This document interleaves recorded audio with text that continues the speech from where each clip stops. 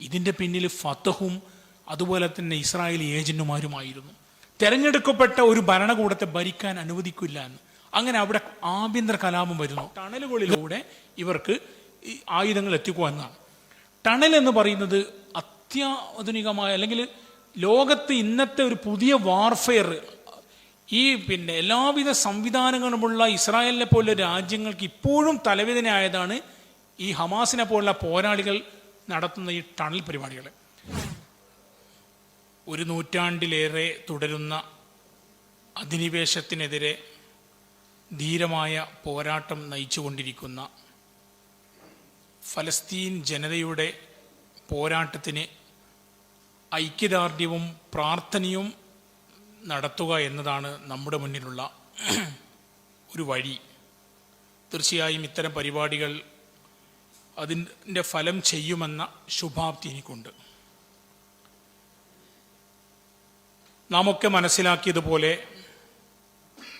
ഇന്ന് ലോകത്ത് നിലനിൽക്കുന്ന ഏറ്റവും ദൈർഘ്യമേറിയ കൊളോണിയൽ അധിനിവേശം നടന്നുകൊണ്ടിരിക്കുന്ന ഒരു പ്രദേശമാണ് ഫലസ്തീൻ. കൃത്യമായി പറഞ്ഞാൽ ഏതാണ്ട് ഒരു നൂറ്റാണ്ട് പഴക്കമുള്ള അധിനിവേശമാണ് ഫലസ്തീനിൽ തുടർന്നു വന്നുകൊണ്ടിരിക്കുന്നത്.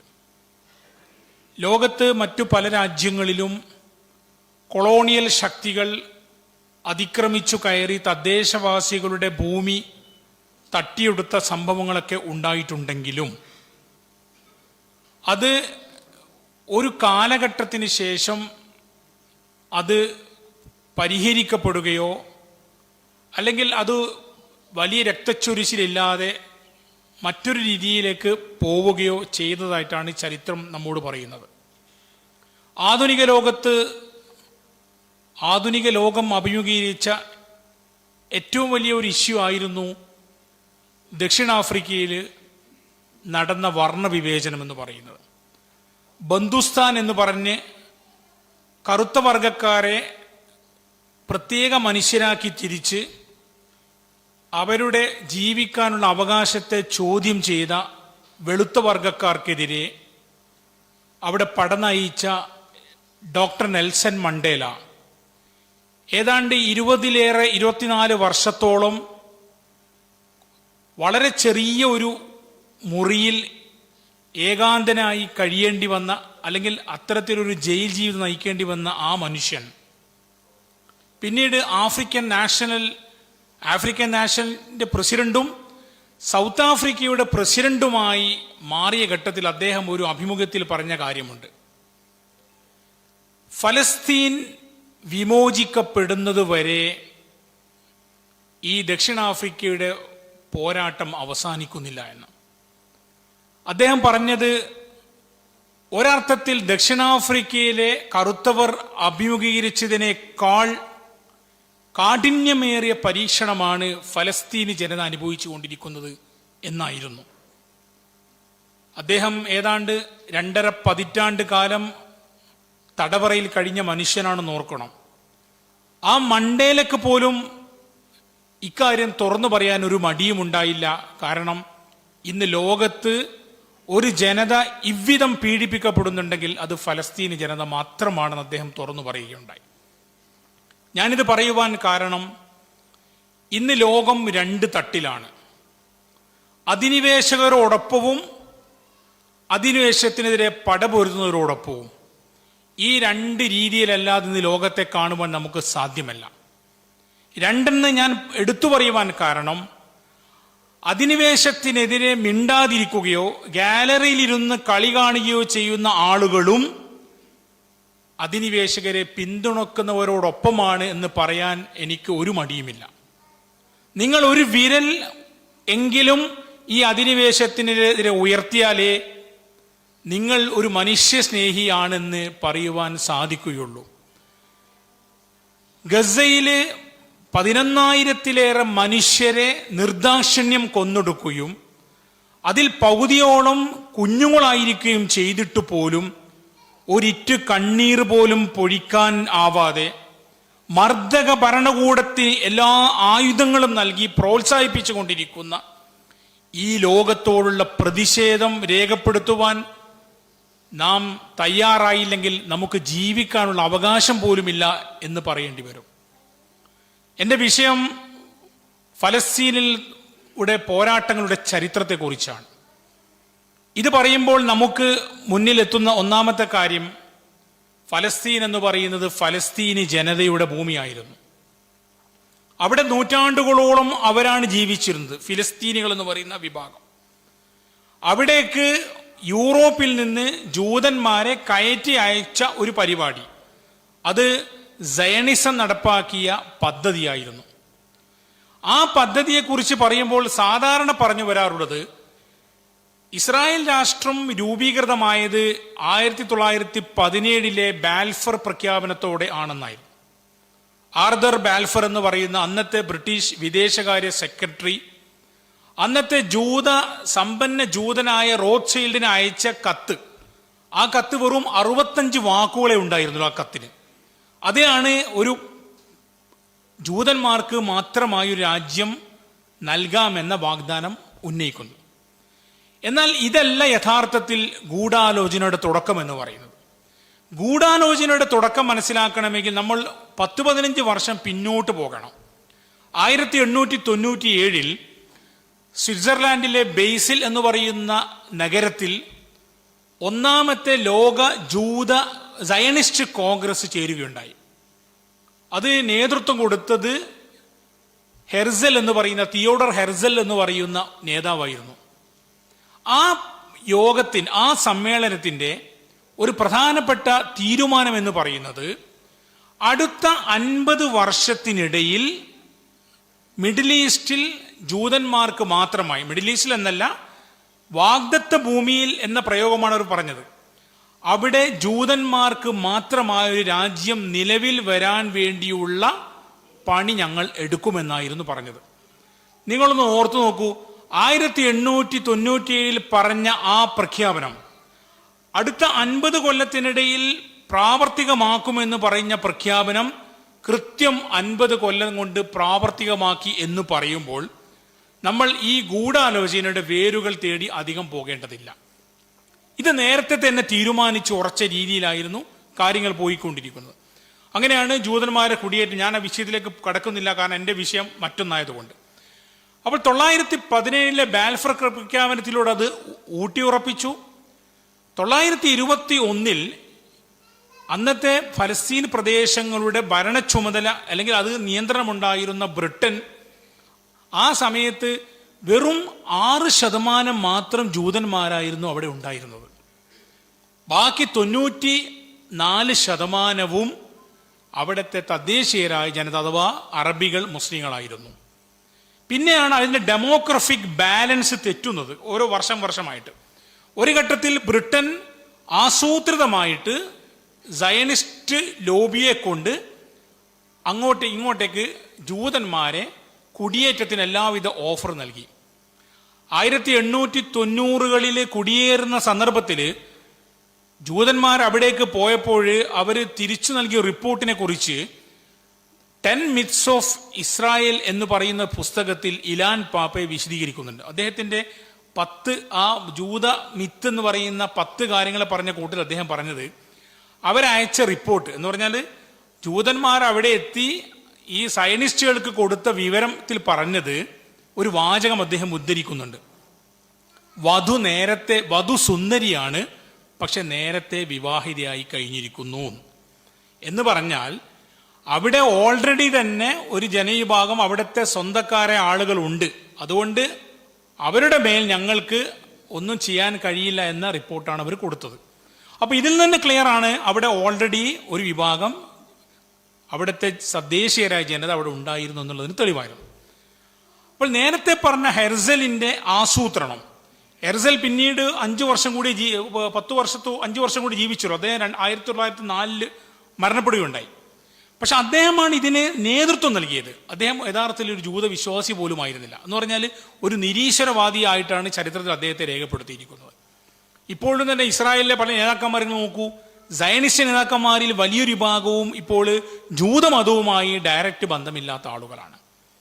അപ്പൊ ഈ സയനിസം എന്ന് പറയുന്നത് യൂറോപ്പിൽ കൊളോണിയലിസ്റ്റ് അധിനിവേശത്തിന് ചുക്കാൻ പിടിച്ച പ്രസ്ഥാനമാണ്. തീർച്ചയായിട്ടും ഇന്നും ആ പ്രസ്ഥാനം ഇന്നും ലോകത്തിന് ഭീഷണിയാണ് എന്നാണ് അവിടെ ഇപ്പോൾ നടന്നുകൊണ്ടിരിക്കുന്ന ഈ വ്യാപനങ്ങൾ എന്ന് പറഞ്ഞാൽ വീണ്ടും ഭൂമി പിടിച്ചെടുക്ക ഭൂമിക്ക് പുറമെ വീണ്ടും പിടിച്ചെടുക്കുക. ഇപ്പോൾ ഗസയെക്കുറിച്ച് പറയുന്നത് പുനരധിവേശം നടത്തുക എന്നാണ്. നേരത്തെ അധിനിവേശം നടത്തിയിട്ടുണ്ട്, ഇനി പുനരധിവേശം. അപ്പോൾ അങ്ങനെയുള്ളൊരു ടേം പോലും നമ്മളുടെ മാധ്യമങ്ങളിലും ഡിക്ഷണറിയിലും അത് പ്രചരിച്ചു കൊണ്ടിരിക്കുന്നു. അപ്പം ബ്രിട്ടൻ വളരെ താല്പര്യത്തോടു കൂടിയായിരുന്നു ജൂതന്മാരെ അങ്ങോട്ടേക്ക് കൊണ്ടുവന്നത്. പക്ഷെ പിന്നീട് ബ്രിട്ടൻ വേണ്ടത്ര ഞങ്ങളുമായി സഹകരിക്കുന്നില്ല എന്ന് തോന്നിയപ്പോൾ ഇതേ സയനിസ്റ്റുകൾ ബ്രിട്ടനെതിരെ തിരിയുകയുണ്ടായി. ബ്രിട്ടീഷ് പോലീസുകാരെ അവർ കൊലപ്പെടുത്തി. അങ്ങനെ ഒരുപാട് സംഭവങ്ങൾ പിന്നീട് നമ്മൾ കാണുന്നു. എന്നാൽ ഈ അടുത്ത് ജെറൂസലമിലെ ഇസ്രായേൽ ആർക്കൈവ്സിൽ നിന്ന് പുറത്തു വന്ന ഒരു പ്രധാനപ്പെട്ട രേഖയിൽ പറയുന്നത് തങ്ങളെ ഹോളോകാസ്റ്റിലൂടെ ഉന്മൂലനം ചെയ്തു എന്ന് പറയുന്ന ഇതേ ജൂതന്മാർ ഹിറ്റ്ലറുടെ നാസികളുമായിട്ട് സന്ധി ചെയ്ത് ബ്രിട്ടനെതിരെ പോരാട്ടത്തിന് സപ്പോർട്ട് വാങ്ങിയെന്ന രേഖകൾ പുറത്തു വരികയുണ്ടായി. ആ രേഖകളിൽ പറയുന്നത് ലേഹി എന്ന് പറയുന്ന അവിടുത്തെ ഒരു സയനിസ്റ്റ് ഭീകര സംഘടന, ബ്രിട്ടന്റെ മാൻഡേറ്റിലുള്ള ഫലസ്തീനിൽ പ്രധാനമായിട്ടും 3 ജൂത തീവ്രവാദ സംഘടന ഉണ്ടായിരുന്നു. സ്റ്റേൺ, ഇർഗുൻ, ലേഹി എന്ന് പറയുന്ന 3 സംഘടനകൾ. ഇവർ തമ്മിലും ചിലപ്പോൾ പ്രശ്നങ്ങൾ ഉണ്ടാവാറുണ്ടെങ്കിലും ഇവരുടെയൊക്കെ ഉദ്ദേശം അവിടെ ജൂതന്മാർക്ക് ഒരു രാജ്യം ഉണ്ടാക്കുക എന്നതായിരുന്നു. അപ്പോൾ ഈ ലേഹി എന്ന് പറയുന്ന ഈ സംഘടനയുടെ ഒരു നേതാവ് നാസികളുമായിട്ട് ചർച്ച നടത്തി അങ്ങനെ ബ്രിട്ടനെ ഇവിടുന്ന് പുറത്താക്കാൻ, അങ്ങനെ ഇസ്രായേലിൽ ഒരു രാജ്യം സ്ഥാപിക്കാനുള്ള സപ്പോർട്ടിന് അവർ തേടിയെന്നാണ്. അപ്പോൾ ഒരേ നിലക്ക് ഒരു നിലക്ക് അവർ പറയുന്നു ജൂതന്മാരെ ഉന്മൂലനം ചെയ്യുന്ന നാസികളെന്ന് പ്രചരിപ്പിക്കുന്നു, മറുഭാഗത്ത് അതേ നാസികളുമായി ചേർന്നിട്ട് അവർ ബ്രിട്ടനെതിരെയുള്ള പോരാട്ടത്തിന് അവരുടെ പിന്തുണയും തേടുന്നു. ഇത് ഈ പറഞ്ഞ രേഖ വളരെ ചെറിയ രേഖ ഒന്നുമല്ല. അതിലൊരു ട്രാൻസ്ക്രിപ്ഷനിൽ കൃത്യമായി പറയുന്നുണ്ട്. ഇതിൽ ലേഹി എന്ന് പറയുന്ന ഈ സംഘടനയിൽ പെട്ട ഒരാളെ ഇർഗുൻ എന്ന് പറയുന്ന സംഘടനയിൽപ്പെട്ടവർ ചോദ്യം ചെയ്യുന്നതിൻ്റെ ഓഡിയോ ക്ലിപ്പ് വരെ ഉണ്ട്. അതിൽ പറയുന്നുണ്ട്, അവർ ചോദിക്കുന്നു എന്തിനാണ് നിങ്ങൾ അവരുമായിട്ട് കൂട്ടുകൂടിയെന്നൊക്കെ ചോദിക്കുന്ന രേഖകളുണ്ട്. അപ്പോൾ ഈ സയനിസ്റ്റുകൾ എന്ന് പറയുന്നത് വിശ്വസിക്കാൻ കൊള്ളാത്ത എല്ലാവിധ തിന്മകളുടെയും അതിന് തങ്ങളുടെ ഉദ്ദിഷ്ടകാര്യം നടപ്പാക്കാൻ ഏതറ്റവും പോകുന്ന ഒരു വിഭാഗമായിട്ടാണ് പറയുന്നത്. ചുരുക്കി പറഞ്ഞാൽ 1947 അതാണല്ലോ നമ്മളിപ്പോൾ പറഞ്ഞുകൊണ്ടിരിക്കുന്ന ആധുനിക ഫലസ്തീൻ്റെ പോരാട്ട ചരിത്രത്തിന്റെ ഭാഗമാകുന്നത്. 47 ബ്രിട്ടൻ ഫലസ്തീൻ കൈയൊഴിഞ്ഞു. കാരണം ശക്തമായ എതിർപ്പുകൾ വരുന്നു. സയനിസ്റ്റുകൾ ബ്രിട്ടീഷ് സേനയെയും പോലീസിനെയും ആക്രമിക്കുന്നു. അങ്ങനെയുള്ളൊരു ഘട്ടം വന്നപ്പോൾ ഇത് വലിയൊരു തലവേദനയാണെന്ന് ബോധ്യപ്പെട്ടതോടെ ബ്രിട്ടൻ എന്ത് ചെയ്യുന്നു, ആ ഫലസ്തീൻ പ്രദേശത്തിന്റെ മാൻഡേറ്റിൽ നിന്ന് തലയൂരി അത് UN ഏൽപ്പിക്കുന്നു. UN 2ാം ലോകമഹായുദ്ധത്തിന് ശേഷം നിലവിൽ വന്ന അതാണല്ലോ UN എന്ന് പറയുന്നത്. UN ഏൽപ്പിക്കുന്നു, ഇനി നിങ്ങൾ തീരുമാനിച്ചു എന്ന് പറഞ്ഞു. ആ സമയത്തും 77% ഭൂമി അപ്പോഴും 84% ഭൂമി അപ്പോഴും അറബികളുടെ നിയന്ത്രണത്തിൽ തന്നെയായിരുന്നു. അങ്ങനെയാണ് UN പ്രശ്നം വരുന്നത്. UN ഇതിന് പരിഹാരം ഉണ്ടാക്കാൻ വേണ്ടി 11 രാജ്യങ്ങളുടെ ഒരു കമ്മിറ്റി ഫോം ചെയ്തു. ഈ 11 രാജ്യങ്ങളോട് പറഞ്ഞത് വിഷയം പഠിച്ചുകൊണ്ട് റിപ്പോർട്ട് സമർപ്പിക്കാനായിരുന്നു. ഈ 11 രാജ്യങ്ങളുടെ കൂട്ടത്തിൽ ഇന്ത്യയും ഇറാനും അന്നത്തെ യൂഗോസ്ലാവിയും ഒക്കെ ഉണ്ടായിരുന്നു. ഈ 3 രാജ്യങ്ങളുടെ പേര് പ്രത്യേകം എടുത്തു പറയാൻ കാരണം ഈ 3 രാജ്യങ്ങൾ വിഭജന പദ്ധതിക്ക് എതിരായിരുന്നു എന്ന് പറയാനാണ്. ബാക്കി 8 ഭൂരിപക്ഷ രാജ്യങ്ങളും വിഭജന പദ്ധതിയുമായി മുന്നോട്ട് പോകുന്നു. ആ വിഭജന പദ്ധതി ആവട്ടെ എല്ലാവിധത്തിലും ജൂതന്മാർക്ക് സപ്പോർട്ട് ചെയ്യുന്ന, അവർക്ക് അനുകൂലമായ ഒരു റിപ്പോർട്ടാണ് നൽകിയത്. ആ റിപ്പോർട്ട് നമ്മൾ വായിക്കുമ്പോഴാണ് ഈ ചതി നമുക്ക് മനസ്സിലാവുക. എന്താണ് റിപ്പോർട്ടിൽ പറഞ്ഞിരിക്കുന്നത്? ആ റിപ്പോർട്ട് പറഞ്ഞത് അവർ ഒരു വിഭജന രേഖ സമർപ്പിക്കുകയാണ് UN. ആ വിഭജന രേഖയിൽ 56% ഭൂമിയും ജൂതന്മാർക്ക് നൽകാനായിരുന്നു റിപ്പോർട്ട്. എന്ന് പറഞ്ഞാൽ മൊത്തം ഫലസ്തീൻ ഭൂമിയുടെ 56% ജൂതന്മാർക്ക്, ബാക്കി 44 43% ഭൂമി അറബികൾക്ക് കൊടുക്കുക. ശേഷിക്കുന്ന 1% ഭൂമി ജെറൂസലം അത് ഇന്റർനാഷണൽ മീഡിയേഷനിൽ വരുത്തുക. എന്ന് പറഞ്ഞാൽ UN കീഴിൽ ഒരു പ്രത്യേക കമ്മിറ്റിക്ക് പോകാം. കാരണം അത് ജെറൂസലം എന്ന് പറയുന്നത് മുസ്ലിങ്ങൾക്കും ജൂതന്മാർക്കും ക്രിസ്ത്യാനികൾക്കും ഒരുപോലെ അവകാശപ്പെട്ട പുണ്യ സ്ഥലങ്ങളുള്ള പ്രദേശമായതിനാൽ അത് ഇന്റർനാഷണൽ കസ്റ്റഡിയിൽ വെക്കുക. ഇങ്ങനെയായിരുന്നു ഈ വിഭജന പ്ലാന്. എന്ന് പറഞ്ഞാൽ 56% ഭൂമി ആർക്ക് കൊടുക്കുന്നു? ഇസ്രായേലിലേക്ക് അഥവാ ജൂതന്മാർക്ക് കൊടുക്കുന്നു. 44% പിന്നെ ഇവർക്ക് കൊടുക്കുന്നു. 56, 43, പിന്നെ 1% ന്യൂട്രൽ. ഇത് തന്നെ വ്യക്തമായ വിവേചനമായിരുന്നു. ഇത് നീതിപൂർവമല്ല. കാരണം ആ ഭൂമിയുടെ ശരിയായ അവകാശികൾ ആരാണ്? ഫലസ്തീനികളാണ്. അവരോട് ചോദിക്കാതെ ആയിരുന്നു ഈ വിഭജന പ്ലാന് UN സമർപ്പിച്ചത്. ഇത് അറബികൾ ഒന്നടങ്കം എതിർത്തു. അറബികൾ മാത്രമല്ല, ഇന്ത്യ അടക്കമുള്ള രാജ്യങ്ങളും എതിർത്തു. കാരണം ഇത് നീതിപൂർവമല്ല എന്ന് അറിയാം. പക്ഷെ ഇതിൽ ക്ലിയർ ആയിട്ടൊരു കാര്യം പറഞ്ഞതെന്ന് വെച്ചാൽ, അറബികൾ എന്തുകൊണ്ട് എതിർത്തു എന്ന് ചോദിച്ചാൽ, ഈ ഭൂമി മുഴുവനായും ഞങ്ങൾക്ക് അവകാശപ്പെട്ടതാണ്. പുറമേ നിന്ന് വന്നു കയറിയ കുറെ ആളുകൾ ചേർന്ന് ഈ ഭൂമി പിടിച്ചെടുക്കുകയാണ് ചെയ്തത്. അതുകൊണ്ട് ഇതിന്റെ യഥാർത്ഥ കസ്റ്റോഡിയൻ എന്ന് പറയുന്നത് നമ്മളാണ് എന്നതായിരുന്നു അറബികളുടെ വാദം. ഇത് ഇസ്രായേലിനെ സംബന്ധിച്ചിടത്തോളം അവർക്ക് എത്ര കിട്ടിയാലും അത് അവർക്ക് കിട്ടുന്ന ഒരു ബോണസാണ്. കാരണം അവർക്ക് യഥാർത്ഥ ഈ ഭൂമിയിലേക്ക് അവകാശമില്ല. അവകാശമില്ലാത്ത ഭൂമിയിലാണ് അവർ കയറി ഈ പ്രദേശങ്ങൾ കിടക്കുന്നത്. അത് ഒന്നാമത്തെ കാര്യം. രണ്ടാമത്തെ കാര്യം, ഇസ്രായേലിനെ അനുവദിച്ച അഥവാ ജൂതന്മാർക്ക് അനുവദിച്ച പ്രദേശം എന്ന് പറയുന്നത് ഒറ്റ സ്ട്രെച്ചിലുള്ളതാണ്. എന്ന് പറഞ്ഞാൽ ഒരു പ്രദേശം ഒരു സ്ട്രെച്ചിലുള്ള പ്രദേശം. പക്ഷേ ഫലസ്തീനിലേക്ക് കൊടുത്ത പ്രദേശമാകട്ടെ ജോർദാൻ നദിയുടെയും മെഡിറ്ററേനിയൻ കടലിനും ഇടയിലുള്ള പ്രദേശമായിരുന്നു. അത് പല ഖണ്ഡങ്ങളിലുമായിരുന്നു. ഇപ്പം നിങ്ങൾ മാപ്പ് എടുത്ത് നോക്കിയാൽ കാണാം, വെസ്റ്റ് ബാങ്ക് വേറൊന്ന്, ഗസ വേറൊന്ന്, ഈ രൂപത്തിലായിരുന്നു കൊടുത്തത്. മൂന്നാമത്തെ പ്രശ്നം എന്ന് പറയുന്നത്, അടിസ്ഥാനപരമായ കാർഷിക വിളകളുള്ള അതുപോലെ തന്നെ ജലസേചന സൗകര്യങ്ങളുള്ള മേഖലകളൊക്കെ തന്നെ ഇസ്രായേലിനാണ് കൊടുത്തത്. ഇപ്പോൾ നിങ്ങൾ നോക്കൂ, ജോർദാൻ നദിയുടെ എല്ലാ കൈവരികളും പോകുന്നത് ഇസ്രായേലിന് അനുകൂലമായിട്ടാണ്. അതിൻ്റെ വെള്ള സ്രോതസ്. അതുകൊണ്ടാണ് മുമ്പൊരു വാർത്തയുണ്ടായിരുന്നു, 3ാം ലോക യുദ്ധം ഉണ്ടാവുകയാണെങ്കിൽ അത് മിഡിൽ ഈസ്റ്റിലായിരിക്കും, അത് വെള്ളത്തിന് വേണ്ടി ആയിരിക്കും എന്ന് പറയാൻ കാരണം. അപ്പം മൊത്തത്തിൽ ഇസ്രായേലിന് അനുകൂലമായിട്ടുള്ള ഒരു തീരുമാനമായിരുന്നു ഈ പാർട്ടീഷൻ കമ്മിറ്റി എടുത്തത്. സ്വാഭാവികമായിട്ടും അറബ് മുസ്ലിം രാജ്യങ്ങൾ അതിനെതിർത്തു. ഒരൊറ്റ മുസ്ലിം രാജ്യവും ഈ വിഭജന പ്ലാനിനെ അംഗീകരിച്ചില്ല. അങ്ങനെ ഈ വിഭജന പ്ലാൻ UN വോട്ടിനിട്ടു. അന്ന് UN വെറും 56 രാജ്യങ്ങളെ ഉണ്ടായിരുന്നുള്ളൂ. കാരണം UN തുടങ്ങിയ സമയത്താണ്. ആ 56 രാജ്യങ്ങളിൽ കുറേ രാജ്യങ്ങൾ വിട്ടുനിന്നത് കൊണ്ട് ബാക്കി രാജ്യങ്ങളുടെ വോട്ടോടെ ഇസ്രായേലിനെ ഈ വിഭജന പദ്ധതി അംഗീകരിച്ചു. പക്ഷെ അറബികളെ എതിർത്തു. ഇസ്രായേൽ കിട്ടിയ ചാൻസിൽ അവരുടെ രാജ്യം പ്രഖ്യാപിച്ചു. അവർ രാജ്യം പ്രഖ്യാപിച്ചു എന്ന് മാത്രമല്ല, അതോടെ അവസാനിച്ചില്ല.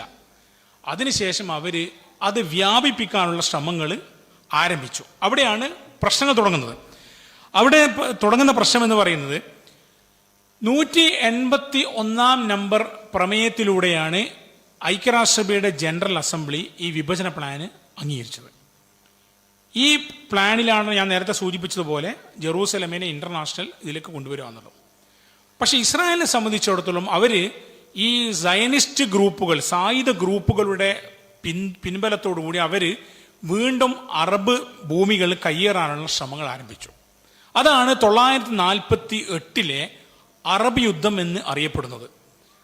അറബികളടുത്ത് മറ്റു സ്ഥലങ്ങൾ കൂടി പിടിച്ചടക്കാനുള്ള പദ്ധതികളുമായിട്ട് അവർ മുന്നോട്ട് പോയി. ഇത് ചരിത്രത്തിൽ നക്ബ എന്ന് പറയുന്ന മഹാദുരന്തം എന്ന പേരിൽ അറിയപ്പെടുന്ന സംഭവമാണ് 48. ആ 48 സംഭവത്തിൽ 13,000-ഓളം ഫലസ്തീനികൾ കൊല്ലപ്പെട്ടു. ഏതാണ്ട് 530 അറബികളുടെ ഗ്രാമങ്ങൾ ചുട്ട് ചാമ്പലാക്കപ്പെട്ടു അഥവാ കൊള്ളയടിക്കപ്പെട്ടു. പിന്നെ അതുപോലെ തന്നെ 62,000-ലേറെ വീടുകൾ തകർക്കപ്പെട്ടു. ഏതാണ്ട് 7.5 ലക്ഷം ജനങ്ങൾക്ക് അവിടെ നിന്ന് പലായനം ചെയ്യേണ്ടി വന്നു. ചരിത്രത്തിൽ ഏറ്റവും വലിയ ദുരന്തമായിരുന്നു അത്. ഈ പലായനം ചെയ്ത ആളുകൾ എവിടെ പോയി എന്ന് ചോദിച്ചാൽ അവർ അറബ് ലോകത്ത് പലയിടത്തുമായിട്ട് ചിതറിക്കിടന്നു. അതിലെ പെട്ട ആളുകൾ അന്ന് അവിടെ നിന്ന് പോകുമ്പോൾ അവരുടെ കയ്യിൽ അവർ താമസിച്ച വീടുകളുടെ താക്കോലുകൾ പോലും ഉണ്ടായിരുന്നു. ഫലസ്തീനികൾ താമസിക്കുന്ന നിരവധി ക്യാമ്പുകൾ പല രാജ്യങ്ങളിലുമുണ്ട്. അതിലൊന്നാണ് ലെബനാനിലെ ഐനൽ ഹിൽവ എന്ന് പറയുന്ന സ്ഥലത്തെ ക്യാമ്പ്. ആ ക്യാമ്പിൽ അവിടെ എത്തിപ്പെട്ട മനുഷ്യരുടെ കയ്യിൽ പലരുടെയും കൈവശം താക്കോലുകൾ ഉണ്ടായിരുന്നു, തങ്ങളുടെ വീടിൻ്റെ താക്കോൽ. ആ താക്കോലുമായിട്ട് തിരിച്ച് എപ്പോഴെങ്കിലും അവിടെ മടങ്ങാമെന്ന ഉദ്ദേശത്തോടെയായിരുന്നു അവർ വന്നത്. പക്ഷെ അവർക്ക് ശേഷമുള്ള തലമുറക്കോ അതിനപ്പുറം വന്ന പുതിയ തലമുറക്കോ അതിന് യാതൊരു വകുപ്പുമില്ലാത്ത രൂപത്തിൽ അവർ വീണ്ടും അഭയാർത്ഥികളായി തന്നെ തുടർന്നു കൊണ്ടിരിക്കുകയാണ്. ഇതാണ് ദുരന്തം. അപ്പോൾ യഥാർത്ഥത്തിൽ നഖബ ഒരു വലിയ ദുരന്തമായിരുന്നു എന്ന് നമുക്ക് അതിലൂടെ മനസ്സിലാക്കുവാൻ സാധിക്കും. ഇസ്രായേലിൻ്റെ എക്സ്പാൻഷൻ പരിപാടി തുടങ്ങുന്ന അവിടെയാണ്. അങ്ങനെ ഇസ്രായേൽ ഏതാണ്ട് 77% ഭൂമിയും ഇസ്രായേൽ കൈയടക്കി. നേരത്തെ അവർക്ക് കൊടുത്തത് 56 അതവർ വികസിപ്പിച്ച് 77% മാറ്റി. എന്ന് മാത്രമല്ല, ജെറൂസലമിൻ്റെ കാര്യത്തിൽ തീർപ്പ് കൽപ്പിക്കാൻ UN കമ്മിറ്റിയെ വെച്ചെങ്കിൽ അതും കൂടി നിരാകരിച്ചുകൊണ്ട് അവർ പടിഞ്ഞാറൻ ജെറൂസലമോ അവർ കൈവശപ്പെടുത്തി.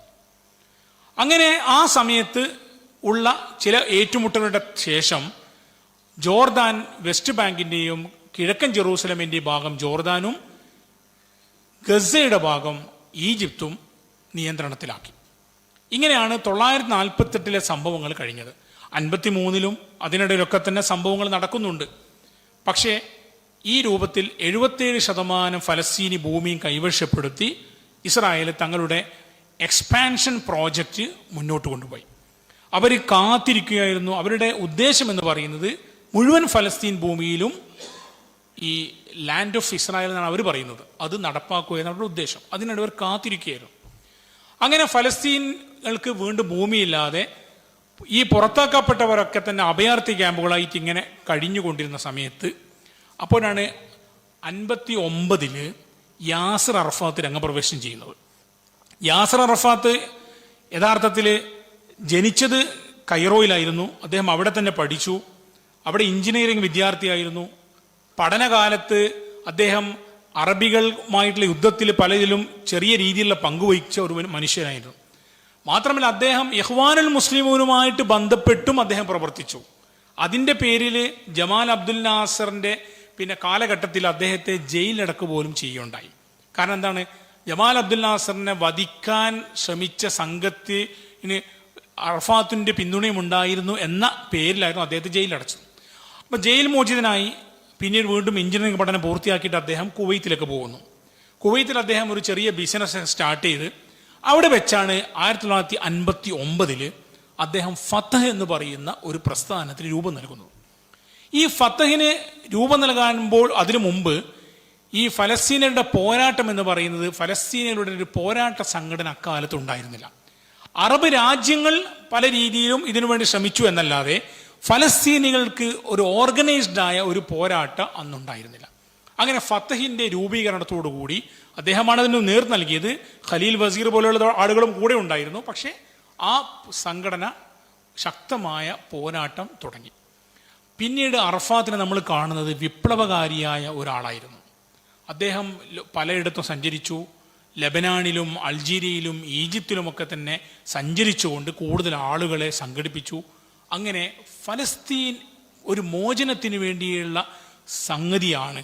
അത് മോചിപ്പിക്കേണ്ടത് ഈ ഫലസ്തീനുകളായ ജനതയുടെ താല്പര്യമാണ് എന്ന ഒരു ബോധം വളർത്തുന്നതിൽ അറഫാത്ത് കാര്യമായ പങ്കുവഹിക്കുകയുണ്ടായി. മാത്രമല്ല, അദ്ദേഹം പോരാട്ടം പിന്നീട് സായുധ അവസ്ഥയിലേക്ക് മാറ്റി. ഇവിടെ ഒരു കാര്യം മനസ്സിലാക്കേണ്ടത്, ഇപ്പോൾ ഹമാസിനെ കുറിച്ച് പറയുമ്പോൾ ഹമാസ് എന്ന് പറയുന്നത് ഐസിസിനെ പോലെ അതിഭീകരമായ സംഘടനയാണ്, അവർ ചാവേർ സ്ഫോടനം നടത്തി എന്നൊക്കെ പറയുന്ന ആളുകൾ മനസ്സിലാക്കാത്തതോ അല്ലെങ്കിൽ വിസ്മരിക്കുകയോ ചെയ്യുന്ന മറ്റൊരു കാര്യം, അല്ലെങ്കിൽ ബോധപൂർവം മറക്കുന്നൊരു കാര്യം, ഫലസ്തീനിലെ എല്ലാ സംഘടനകളും സായുധ പോരാട്ടത്തിൽ വിശ്വസിച്ചവർ തന്നെയായിരുന്നു. അവർ സായുധ പോരാട്ടം നടത്തിയവരായിരുന്നു. യാസർ അറഫാത്തിനെ കുറിച്ച് അക്കാലത്ത് പ്രചരിപ്പിക്കാറുള്ള അല്ലെങ്കിൽ പ്രചരിച്ച ചിത്രങ്ങളിൽ ഒന്നെന്താണ്? ഒരു കയ്യിൽ തോക്കും മറുകൈയിൽ ഒലീവ് ഇലയും. അത് ഏന്തിക്കൊണ്ടാണ് അദ്ദേഹം UN പ്രസംഗിച്ചത്. തോക്ക് എന്ന് പറയുന്നത് ഈ നിലനിൽപ്പിനുള്ള പോരാട്ടമാണ്. ഒലീവ് ഇല എന്ന് പറയുന്നത് സമാധാനത്തിന് ചിഹ്നമാണ്. അപ്പോൾ ഞങ്ങളോട് സമാധാനം കാംക്ഷിച്ചാൽ നമ്മൾ അങ്ങോട്ട് സമാധാനം, ഞങ്ങളോട് എതിരിട്ടാൽ ഞങ്ങൾ ചെറുത്തു നിൽക്കുന്നതിൻ്റെ അടയാളമായിട്ട് തോക്ക്. ഇതായിരുന്നു അത്. അപ്പോൾ എല്ലാ ഫലസ്തീൻ സംഘടനകൾക്കും ഈ സായുധമായ വിങ്ങുണ്ടായിരുന്നു. ഫത്തഹും ആ രീതിയിൽ തന്നെയാണ് പ്രവർത്തിച്ചത്. പിന്നീട് അവരൊരു പൊളിറ്റിക്കൽ ഓർഗനൈസേഷനായി. പിന്നെ 1965 ഫലസ്തീൻ ലിബറേഷൻ ഓർഗനൈസേഷൻ എന്ന പേരിൽ ഒരു എല്ലാ സംഘടനകളുടെയും ഒരു കൂട്ടായ്മയായിട്ട് നിലവിൽ വന്നു. PLO എന്ന് പറയുന്നത് 10 സംഘടനകളുടെ കൂട്ടായ്മയാണ്. അതിലെ ഏറ്റവും വലിയ സംഘടനയാണ് ഫത്തഹ്. രണ്ടാമത്തേതാണ് PFLP എന്ന് പറയുന്ന കമ്മ്യൂണിസ്റ്റ് ലെനിനിസ്റ്റ് പിന്നെ ആഭിമുഖ്യമുള്ള വിഭാഗം. മൂന്നാമത്തേത് DFLP എന്ന അതും ഒരു കമ്മ്യൂണിസ്റ്റ് ചായ്വുള്ളതാണ്. അവർ പക്ഷേ മാവോയിസ്റ്റ് വീക്ഷണമുള്ള ആളുകളാണ്. ഇതിൽ തെറ്റിപ്പിരിഞ്ഞാണ്. PFLP എന്ന് തെറ്റിപ്പിരിഞ്ഞ് 3 സംഘടനകൾ ഉണ്ടായിട്ടുണ്ട്. അതിലൊന്നാണ് DFLP. പക്ഷെ ഈ PFLPയും DFLPയും ഒക്കെ തന്നെ അതിൻ്റെ ആസ്ഥാനമുള്ളത് സിറിയയിലും ലെബനാനിലും ഒക്കെയാണ്. പലസ്തീനികളാണ്. അതിൻ്റെ സ്ഥാപകർ ക്രിസ്ത്യാനികളാണ്. എന്ന് പറഞ്ഞാൽ PFLPയുടെ സ്ഥാപകൻ എന്ന് പറയുന്നത് ജോർജ് ഹബാഷ് എന്ന് പറയുന്ന ഒരു ക്രിസ്ത്യൻ ഫലസ്തീനി പോരാളിയാണ്. അദ്ദേഹമാണ് അതിനെ പോരാട്ടം നടത്തുന്നത്. അതുപോലെ തന്നെ രണ്ടാമത്തെ സംഘടനയുടെ പോരാളിയും ഒരു ക്രിസ്ത്യാനാണ്. അദ്ദേഹം സിറിയയിലാണ് താമസിക്കുന്നത്. അപ്പോൾ ഇത്തരം 10 സംഘടനകളുടെ ഒരു ബോഡിയാണ് PLO എന്ന് പറയുന്നത്. അതിലെ ടോപ്പ് സംഘടനയാണ് ഫത്തഹ് എന്ന് പറയുന്നത്. പക്ഷെ ഫത്തഹിന്റെ പ്രവർത്തനങ്ങൾ തുടർന്നുകൊണ്ടിരുന്നു. ഇസ്രായേൽ ആവട്ടെ ഏത് സമയത്തും അവരുടെ വിശാല ഇസ്രായേൽ എന്ന് പറയുന്ന താല്പര്യം പൂവണിക്കാനുള്ള ശ്രമം തുടർന്നുകൊണ്ടിരിക്കും. അങ്ങനെ ഇരിക്കുകയാണ് 67 യുദ്ധം നടക്കുന്നത്. 1967 അവർ പറഞ്ഞ 6 ദിവസം നീണ്ടുന്ന യുദ്ധം. ഈ യുദ്ധത്തിന് ചരിത്രത്തിൽ തുല്യതയില്ലാത്ത രീതിയിൽ അറബ് രാജ്യങ്ങൾ വേട്ടയാടപ്പെട്ടൊരു യുദ്ധമായിരുന്നു. വെറും 6 ദിവസം കൊണ്ട് അറബ് രാജ്യങ്ങളെ നിലം പരിശാക്കി ഇസ്രായേൽ കൂടുതൽ പ്രദേശങ്ങൾ കൈക്കലാക്കി. കൂടുതൽ പ്രദേശങ്ങൾ എന്നല്ല പറയേണ്ടത്, ഇസ്രായേൽ ഫലസ്തീനിനെ പൂർണ്ണമായും വിഴുങ്ങി എന്ന് പറയുന്നതാണ് ശരി. നേരത്തെ 77% ഉണ്ടായിരുന്ന ഭൂമി 67 യുദ്ധത്തോടു കൂടി അവർ 100% മാറ്റി. എന്ന് പറഞ്ഞാൽ ഫലസ്തീനുകൾക്ക് ഐക്യരാഷ്ട്രസഭ വിഭജന പദ്ധതിയിലൂടെ നൽകിയ സ്ഥലവും പോയി, 100% ഫലസ്തീൻ ഭൂമിയും ഇസ്രായേലിൻ്റെ കൈകളിൽ ഒതുങ്ങി. ഏതെന്ന് പറഞ്ഞാൽ വെസ്റ്റ് ബാങ്ക് അത് ജോർദാന്റെ കൈവശമായിരുന്നു. അതുപോലെ തന്നെ കിഴക്കൻ ജെറൂസലം, നമ്മുടെ മസ്ജിദുൽ അക്സ സ്ഥിതി ചെയ്യുന്ന കിഴക്കൻ ജെറൂസലം. മൂന്നാമത്തത് ഈജിപ്തിന്റെ കൈവശം ഉണ്ടായിരുന്ന ഗസ എന്ന് പറയുന്ന പ്രദേശം. ഇതൊക്കെ തന്നെ ഇസ്രായേൽ പിടിച്ചടക്കി. ഈജിപ്തിൽ നിന്ന് സീനായി ഉപദ്വീപും അവർ കൈപ്പടക്കി. ഇങ്ങനെ മൊത്തത്തിൽ അറബികളെ ഞെട്ടിച്ചുകൊണ്ട് ഒരു ഘട്ടത്തിൽ അറബ് രാജ്യങ്ങളുടെ യുദ്ധവിമാനങ്ങൾ കൈറോയിലെ ബേസിൽ നിന്ന് പറന്ന് ഉയർന്നതിന് മുമ്പ് തന്നെ അതിനെ ബോംബിട്ട് നശിപ്പിച്ച സംഭവങ്ങളൊക്കെ അന്ന് റിപ്പോർട്ട് ചെയ്യപ്പെടേ.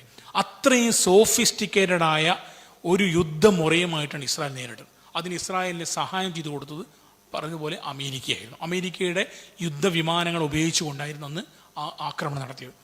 അതോടുകൂടി 67 യുദ്ധത്തിൽ മുഴുവൻ പരാജയപ്പെട്ടു. അപ്പോൾ അറബികൾക്ക് ഉള്ള ഭൂമി നഷ്ടപ്പെട്ടു. അത് കൂട്ടത്തിൽ സിറിയയിൽ നിന്ന് ജൂലാൻ കുന്നുകൾ അഥവാ ഗോലാൻ ഹൈറ്റ്സും ഇസ്രായേൽ പിടിച്ചടക്കി. അങ്ങനെ ഇസ്രായേലിൻ്റെ സമ്പൂർണമായ തേർവാഴ്ച അവിടെ കണ്ടു. അപ്പോഴാണ് നമ്മുടെ ഐക്യരാഷ്ട്രസഭ രംഗത്ത് വരുന്നത്. ഐക്യരാഷ്ട്രസഭയുടെ രക്ഷാസമിതി ഒരു പ്രമേയം പാസാക്കുന്നു. ആ പ്രമേയം ചരിത്രത്തിൽ ഇന്നും നിലനിൽക്കുന്നു. ന്യൂയോർക്കിലെ ഐക്യരാഷ്ട്രസഭയുടെ ആസ്ഥാനത്ത് പോയ ആർക്കൈവ്സിൽ തപ്പിയാൽ ആ പ്രമേയം വളരെ പൊടി പിടിച്ച് നിങ്ങൾക്ക് കാണാൻ കഴിയും. എന്താണ് ആ പ്രമേയം? ഈ പിടിച്ചടക്കിയ അധിനിവേശം നടത്തിയ ഭൂമിയിൽ നിന്ന്, പ്രദേശങ്ങളിൽ നിന്ന് ഇസ്രായേൽ പൂർണ്ണമായും പിൻവാങ്ങണമെന്ന കർശനമായ ശാസനയായിരുന്നു അത്. ഐക്യരാഷ്ട്രസഭയ്ക്ക് 2 വിഭാഗമുണ്ട്. ഒന്ന് ജനറൽ അസംബ്ലി അഥവാ പൊതുസഭ, മറ്റൊന്ന് സെക്യൂരിറ്റി കൗൺസിൽ അഥവാ രക്ഷാസമിതി. രക്ഷാസമിതിക്ക് ഒരു പ്രത്യേകതയുള്ളത്, രക്ഷാസമിതി പാസ്സാക്കുന്ന പ്രമേയങ്ങളൊക്കെ ബൈൻഡിങ് ആണ്. അത് നിയമപരമാണ്. അത് നടപ്പാക്കാൻ വേണ്ടി വന്നാൽ ബലം പ്രയോഗിക്കാനും വകുപ്പ് നൽകുന്നുണ്ട്. അതേസമയം ജനറൽ അസംബ്ലി പ്രമേയത്തിന് ആ ഒരു ഇതില്ല, നോൺ ബൈൻഡിങ് ആണ്. അത് നടപ്പാക്കിയില്ലെങ്കിൽ അതിനെ ബലം പ്രയോഗിച്ച് നടപ്പാക്കാനൊന്നും പറ്റില്ല.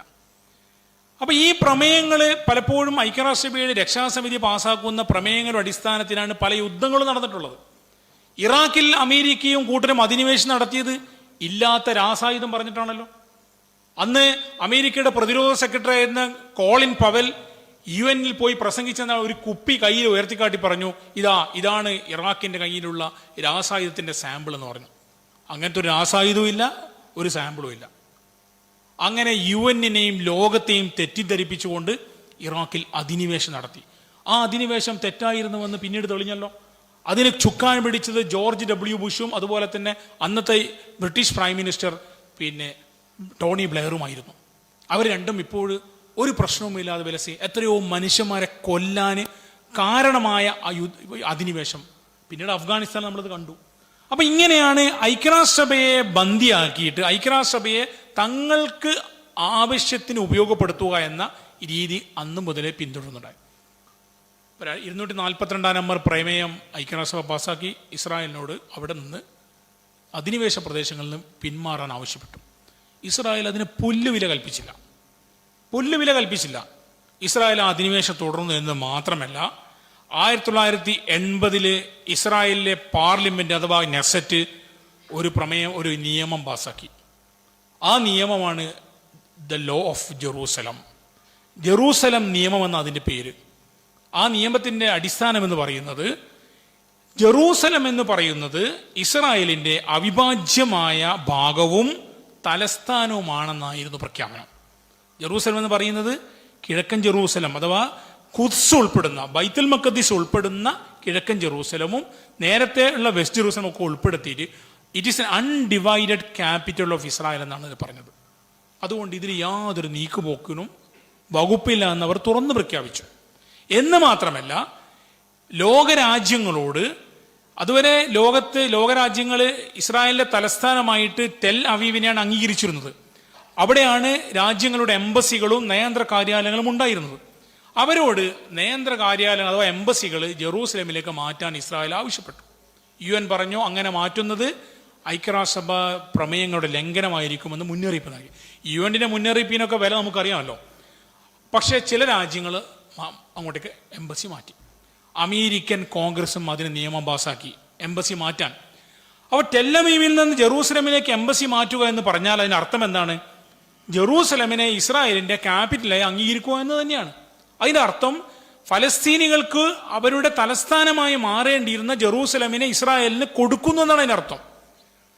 പക്ഷേ കോൺഗ്രസ് പാസാക്കിയെങ്കിലും അന്നത്തെ അമേരിക്കൻ പ്രസിഡന്റുമാർ അത് ക്ലിന്റണ് അതുപോലെ തന്നെ ക്ലിന്റൺ മുതൽ ഒബാമ വരെയുള്ള പ്രസിഡന്റുമാർ അവരുടെ പ്രത്യേക അധികാരം ഉപയോഗിച്ചുകൊണ്ട് അതിനെ തൽക്കാലം സപ്രസ് ചെയ്ത് വെച്ചു. എന്നാൽ 1917 നമ്മുടെ ഇദ്ദേഹം പ്രസിഡന്റായ സമയത്ത് ട്രംപ് പ്രസിഡന്റായ സമയത്ത് അദ്ദേഹം ആ പ്രസിഡന്റ് ആകുന്നതിന് മുമ്പ് അദ്ദേഹം പറഞ്ഞു ഞാൻ പ്രസിഡന്റ് ആയി കഴിഞ്ഞാൽ അങ്ങനെ ചെയ്യുമെന്നൊക്കെ പറഞ്ഞ് അദ്ദേഹം അത് ചെയ്തു, നടപ്പാക്കി. അങ്ങനെ എംബസി മാറ്റി ജെറൂസലമിനെ തലസ്ഥാനമായി അംഗീകരിച്ചു. ഇവിടെയാണ് നമ്മുടെ പോയിന്റ് വരുന്നത്. ജെറൂസലമിനെ തലസ്ഥാനമായി അംഗീകരിക്കുന്നതോടുകൂടി അമേരിക്ക ലോകത്തോട് പറയുകയാണ് സ്വതന്ത്ര ഫലസ്തീൻ രാഷ്ട്രം എന്ന് പറയുന്നത് നിങ്ങൾ വെസ്റ്റ് ബാങ്കിലും ഗസയിലും മാത്രം ഒതുങ്ങിയിട്ട് നിന്നുവെന്ന് അമേരിക്ക പരോക്ഷമായിട്ട് ലോകത്തെ അറിയിക്കുകയുമായിരുന്നു ചെയ്തത്. അപ്പൊ ഇതാണ് 67 യുദ്ധത്തിൽ സംഭവിച്ചത്. 67 യുദ്ധത്തിൽ സംഭവിച്ച സ്ഥലം, പിടിച്ചടക്കിയ സ്ഥലം ഇപ്പോൾ 53 കൊല്ലം കഴിഞ്ഞു. അരനൂറ്റാണ്ടിലേറെയായി ആ സ്ഥലം ഇപ്പോഴും ഇസ്രായേൽ അവരുടെ ഭാഗമായിട്ട് അങ്ങ് കൊണ്ട് നടക്കുകയാണ്. എന്നല്ല, അവിടെ കൂടുതൽ കുടിയേറ്റ കേന്ദ്രങ്ങൾ സ്ഥാപിക്കുന്നു, അവിടെ കൂടുതൽ കുടിയേറ്റക്കാരെ കൊണ്ടുവരുന്നു, വിഭജന മതിൽ പണിയുന്നു. അങ്ങനെ മൊത്തത്തിൽ അവിടുത്തെ ഡെമോഗ്രഫിക് ബാലൻസിനെ താറുമാറാക്കാനുള്ള ശ്രമം വളരെ ബോധപൂർവം നടത്തിക്കൊണ്ടിരിക്കുകയാണ്. ഈ രൂപത്തിൽ സംഗതി നീങ്ങുന്നു. നമ്മുടെ നേരത്തെ പറഞ്ഞതുപോലെ പ്രമേയം 242 നമ്പർ പ്രമേയം അത് ക്ലിയറായിട്ട് പറഞ്ഞതാണ്. 1973 6 വർഷത്തിന് ശേഷം വീണ്ടും മറ്റൊരു യുദ്ധം നടക്കുന്നു. അതാണ് ഒക്ടോബർ യുദ്ധം എന്നും ജൂതന്മാരതിനെ യൗം കിപ്പൂർ യുദ്ധം എന്നാണ് പറയുന്നത്. ആ യുദ്ധത്തിൽ പക്ഷേ കൂടുതൽ പ്രശ്നങ്ങളൊന്നും ഉണ്ടായില്ല. അത് മറ്റൊരു പ്രമേയത്തിലൂടെ 338 നമ്പർ പ്രമേയത്തിലൂടെ ഐക്യരാഷ്ട്രസഭ ആവശ്യപ്പെട്ടു, വെടിനിർത്താൻ ആവശ്യപ്പെട്ടു. അത് പറഞ്ഞ കൂട്ടത്തിൽ 242 നമ്പർ പ്രമേയം ഓർമ്മിപ്പിക്കുകയും ചെയ്തു. കാരണം അപ്പോഴും ഇസ്രായേൽ ഈ അധിനിവേശ പ്രദേശങ്ങളിൽ നിന്ന് പിന്മാറിയിട്ടില്ല. ഇസ്രായേൽ അതിനെ വകവെച്ചില്ല. അങ്ങനെ 338 നമ്പർ പ്രമേയവും അങ്ങനെ തന്നെ പാസ്സായി. എന്നല്ലാതെ യാതൊരു മാറ്റവും ഉണ്ടായില്ല. അതിനിടയിൽ നമ്മൾ ഓർക്കേണ്ട മറ്റൊരു കാര്യം, നേരത്തെ ഐക്യരാഷ്ട്രസഭയുടെ ജനറൽ അസംബ്ലി ഒരു 194 നമ്പർ പ്രമേയം പാസ്സാക്കിയിരുന്നു. ആ പ്രമേയം പറഞ്ഞത് ഫലസ്തീൻ ഭൂമിയിൽ നിന്ന് പുറത്താക്കപ്പെട്ട് ലോകത്തിൻ്റെ പല ഭാഗങ്ങളിലും അഭയാർത്ഥികളായി കഴിയുന്ന ആളുകൾക്ക് ജന്മനാട്ടിലേക്ക് തിരിച്ചു വരാനുള്ള അവകാശം ഊന്നിപ്പറയുന്ന ഒരു പ്രമേയമായിരുന്നു അത്. പക്ഷേ ഇസ്രായേൽ ഇന്ന് ക്ലിയറായിട്ട് പറയുന്നു, പുറത്തുപോയ ഒരാളെയും ഇങ്ങോട്ടേക്ക് പ്രവേശിപ്പിക്കുകയില്ല എന്ന് വെച്ചാൽ അവരുടെ സ്വന്തം ഭൂമി പോലെയാണ് പറയുന്നത്. അതിനാണ് ലോകം അതിന് മിണ്ടുന്നില്ല എന്നുള്ളത് മറ്റൊരു വിഷയം. അപ്പം ഈ രൂപത്തിൽ പ്രമേയങ്ങൾ ഇങ്ങനെ പാസ്സാക്കുന്നു, പ്രശ്നങ്ങൾ പരിഹരിക്കപ്പെടാതെ പോകുന്ന ഒരു സംഭവം അത് തുടർന്നു. ഈ ഘട്ടത്തിൽ പോരാട്ട പ്രസ്ഥാനങ്ങൾക്ക് വീണ്ടും അവർ രംഗത്തേക്ക് വന്നു. നേരത്തെ സൂചിപ്പിച്ച PLOയുടെ അല്ലെങ്കിൽ ഫത്തഹ് മൂവ്മെൻറ്റ്, അതുപോലെ തന്നെ ആ ഫത്തഹിൻ്റെ അൽ-അഖ്സ ബ്രിഗേഡ് എന്ന് പറഞ്ഞ അവർ വേറൊരു ബ്രിഗേഡ്, ഒരു സൈനിക ബ്രിഗേഡ് ഉണ്ടാക്കി. അങ്ങനെ മറ്റു പല സംഘടനകൾ അവരുടെ പോരാട്ടം തുടർന്നു. ഫത്തഹ് പ്രധാനമായിട്ടും അല്ലെങ്കിൽ PLOയിൽപ്പെട്ട സംഘടനകൾ പ്രധാനമായിട്ടും ഈ ഗറില്ല യുദ്ധമുറകളാണ് അവർ പ്രയോഗിച്ചത്. അന്ന് ഇസ്രായേലിൻ്റെ പല ഒളിമ്പിക്സിന് പോയ ഇസ്രായേലി സംഘത്തിലെ ആളുകളെ വധിച്ചു. അങ്ങനെയുള്ള കുറേ പ്രശ്നങ്ങളുണ്ടായി. ഇസ്രായേലിന് തലവേദന സൃഷ്ടിച്ചുകൊണ്ടിരുന്നു. ഇസ്രായേലാവട്ടെ മൊസാദിനെയും ഷിൻബെറ്റിനെയും ഉപയോഗിച്ചുകൊണ്ട് ഇതിനെ തകർത്തു. ഒരുപാട് ഫലസ്തീനി പോരാളികൾക്ക് രക്തസാക്ഷ്യം വഹിക്കേണ്ടി വന്നു. അക്കൂട്ടത്തിൽ അറിയപ്പെടുന്ന ഒരു സംഭവമായിരുന്നു ഒരു ഫലസ്തീനി വനിത ലൈല എന്ന് പറയുന്ന ഒരു സ്ത്രീ. അവർ ഒരു വിമാന റാഞ്ചലിന് നേതൃത്വം കൊടുത്തത്. ചരിത്രത്തിൽ ആദ്യമായിട്ടൊരു സ്ത്രീ വിമാന റാഞ്ചിയ സംഭവമായിരുന്നു അത്. ഇത് സംഭവം നടന്നു. പിന്നീട് അവർക്ക് ജയിൽ ശിക്ഷയൊക്കെ കഴിഞ്ഞ് അവർ പുറത്തു വന്നു. പക്ഷേ ഇങ്ങനെയുള്ള പല മുറകളും അവർ നടത്തുന്നു. ഇസ്രായേലിന് തലവേദന സൃഷ്ടിച്ചുകൊണ്ടിരിക്കുന്നു. അപ്പോഴും അറഫാത്തിൻ്റെ ഫതഹ് ഉൾപ്പെടെയുള്ള സംഘടനകളുടെ നിലപാടെന്തെന്ന് പറഞ്ഞാൽ ഫലസ്തീൻ്റെ സമ്പൂർണ്ണ വിമോചനം എന്നതായിരുന്നു.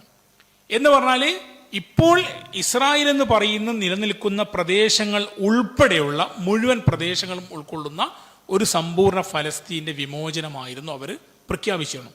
അറഫാത്ത് ഇത്രത്തോളം പറഞ്ഞു.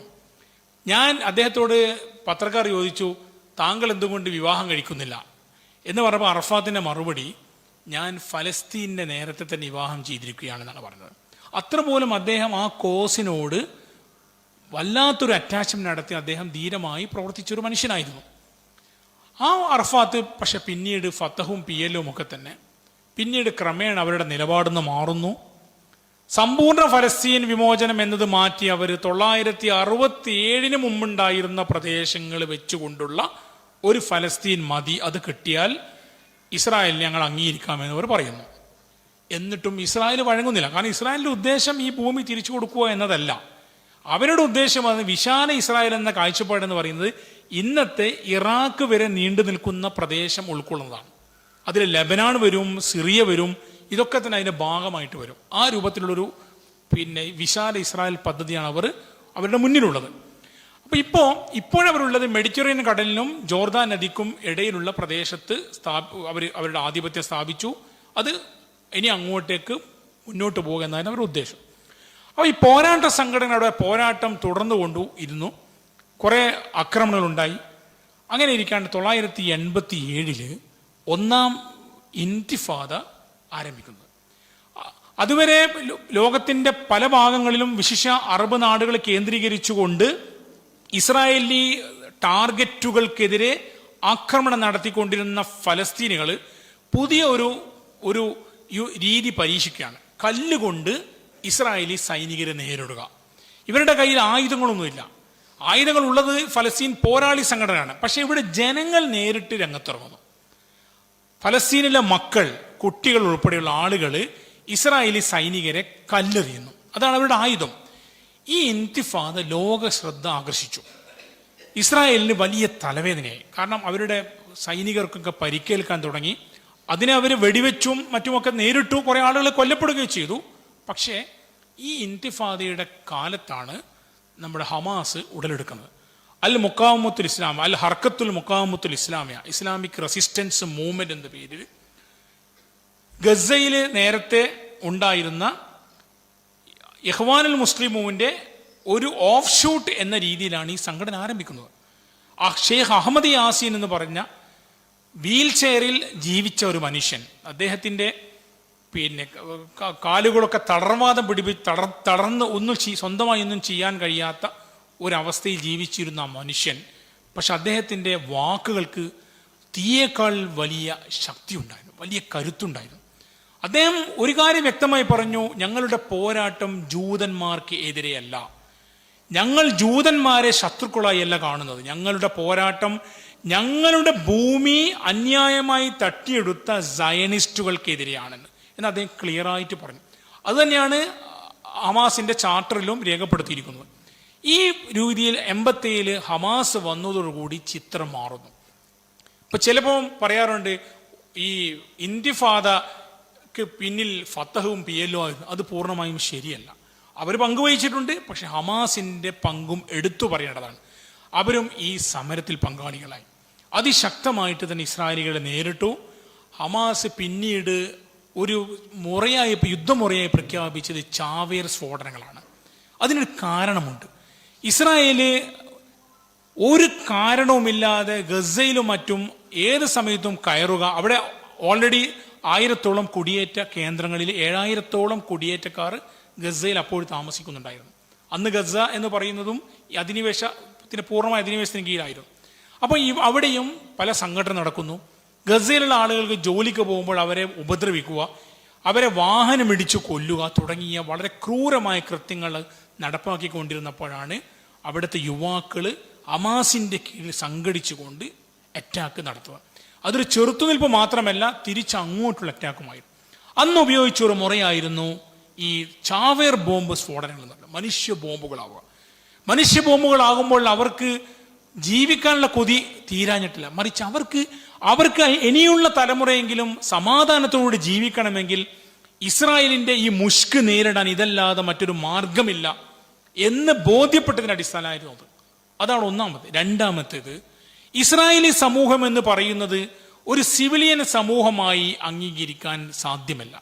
എന്താണ് അതിന് കാരണം ചോദിച്ചാൽ, ഇസ്രായേലി നിയമപ്രകാരം അവിടുത്തെ ജനങ്ങൾ, സ്ത്രീകളും പുരുഷന്മാരും ഒക്കെ തന്നെ നിർബന്ധിത സൈനിക സേവനം നടത്തിയിരിക്കണം. അത് സ്ത്രീകൾക്ക് കുറച്ച് ഇളവുണ്ട്, പക്ഷെ പുരുഷന്മാർക്ക് കുറച്ച് അധികവും ചെയ്യണം. ഇത് നിർബന്ധമാണ്. അപ്പൊ സ്വാഭാവികമായിട്ടും ഈ സൈനിക സേവനം നടത്തുന്ന ആളുകൾ എന്തിനാണ് ഇവർക്ക് സൈനിക സേവനം നിർബന്ധമാക്കിയത്? അവരുടെ ഉന്നം ഫലസ്തീനികളാണ്. ഇസ്രായേലിനെ സംബന്ധിച്ചിടത്തോളം അവർ ചുറ്റുമുള്ളത് അറബ് രാജ്യങ്ങളാണ്. അപ്പോൾ തങ്ങളെ നേരിടാൻ വരുന്ന ഫലസ്തീനികളെ, തങ്ങൾ കുടിയേറ്റക്കാർ എന്ത് തോന്നിയാസം ചെയ്താൽ അതിനെ നേരിടുമ്പോൾ അവരെ കൈകാര്യം ചെയ്യാൻ വേണ്ടി ഒരു വിഭാഗത്തെ സജ്ജീകരിച്ചിരിക്കുന്നു. അതാണ് അവിടെ ഈ നിർബന്ധിത സൈനിക സേവനം ഉദ്ദേശിച്ചിരിക്കുന്നത്. അതുകൊണ്ടാണ് ഹമാസ് പറഞ്ഞത് ഇസ്രായേലി സിവിലിയന്മാർ പോലും യഥാർത്ഥത്തിൽ സൈനികരാണെന്ന് പറയുവാനുള്ള കാരണം. അപ്പോൾ ഹമാസിന്റെ ചെറുത്തുനിൽപ്പ് തുടങ്ങി. ഈ സമയത്താണ് ലോകം അതുവരെ ഉറങ്ങിക്കിടക്കുകയായിരുന്നു. എന്ന് വെച്ചാൽ ഫലസ്തീൻ പോരാട്ടത്തെ വലിയ ഇതൊന്നുമില്ലാതെ, ഐക്യരാഷ്ട്രസഭ ഒന്നും പിന്നെ ഒന്നൊരു പ്രമേയം പാസ്സാക്കാതെ അങ്ങനെ പോവുകയായിരുന്നു. ആ സമയത്താണ് ഫലസ്തീനിൽ വീണ്ടും പ്രശ്നം പൊട്ടിപ്പുറപ്പെട്ടെന്ന് പറഞ്ഞപ്പോഴാണ് അമേരിക്ക ഇടപെടാൻ തുടങ്ങുന്നത്. അന്ന് അമേരിക്കയുടെ പ്രസിഡന്റായിരുന്ന ബിൽ ക്ലിന്റൺ അദ്ദേഹം മുൻകൈ എടുത്തുകൊണ്ട് ഒരു സമാധാന സമ്മേളനം വിളിച്ചു ചേർത്തു. ആ സമാധാന സമ്മേളനം സ്പെയിനിലെ മാഡ്രിഡിലായിരുന്നു ചേർന്നത്. പക്ഷെ ഇസ്രായേലിന്റെ ഡിമാൻഡ് വെച്ചു, ഞങ്ങൾ PLOയുമായിട്ട് ചർച്ച നടത്തില്ല. കാരണം ഇസ്രായേലിനെ സംബന്ധിച്ചുള്ള PLO ഭീകര സംഘടനയാണ്. അങ്ങനെ ജോർദാനിൽ ഒരു പ്രതിനിധി സംഘം അയച്ചുകൊണ്ടാണ് ചർച്ച നടത്തിയത്. പക്ഷെ ആ ചർച്ചയിൽ ഒന്നും സംഭവിച്ചില്ല. അതിനുശേഷമാണ് അമേരിക്ക ഒന്നുകൂടി താല്പര്യമെടുത്തുകൊണ്ട് മറ്റൊരു സമ്മേളനം നോർവേയിലെ ഓസ്ലോയിൽ വിളിച്ചു ചേർക്കുന്നത്. ആ ഓസ്ലോ സമ്മേളനത്തിൽ PLO പങ്കെടുക്കുന്നു. അതിൽ വെച്ച് ചില തീരുമാനങ്ങൾ എടുക്കുന്നു. ആ തീരുമാനങ്ങളാണ് പിന്നീട് ഓസ്ലോ കരാർ എന്ന പേരിൽ ചരിത്രത്തിൽ സ്ഥാനം പിടിക്കുന്നത്. 1993 വാഷിങ്ടണിൽ വെച്ചായിട്ടാണ് ഒന്നാമത്തെ ഓസ്ലോ കരാർ ഒപ്പിടുന്നത്.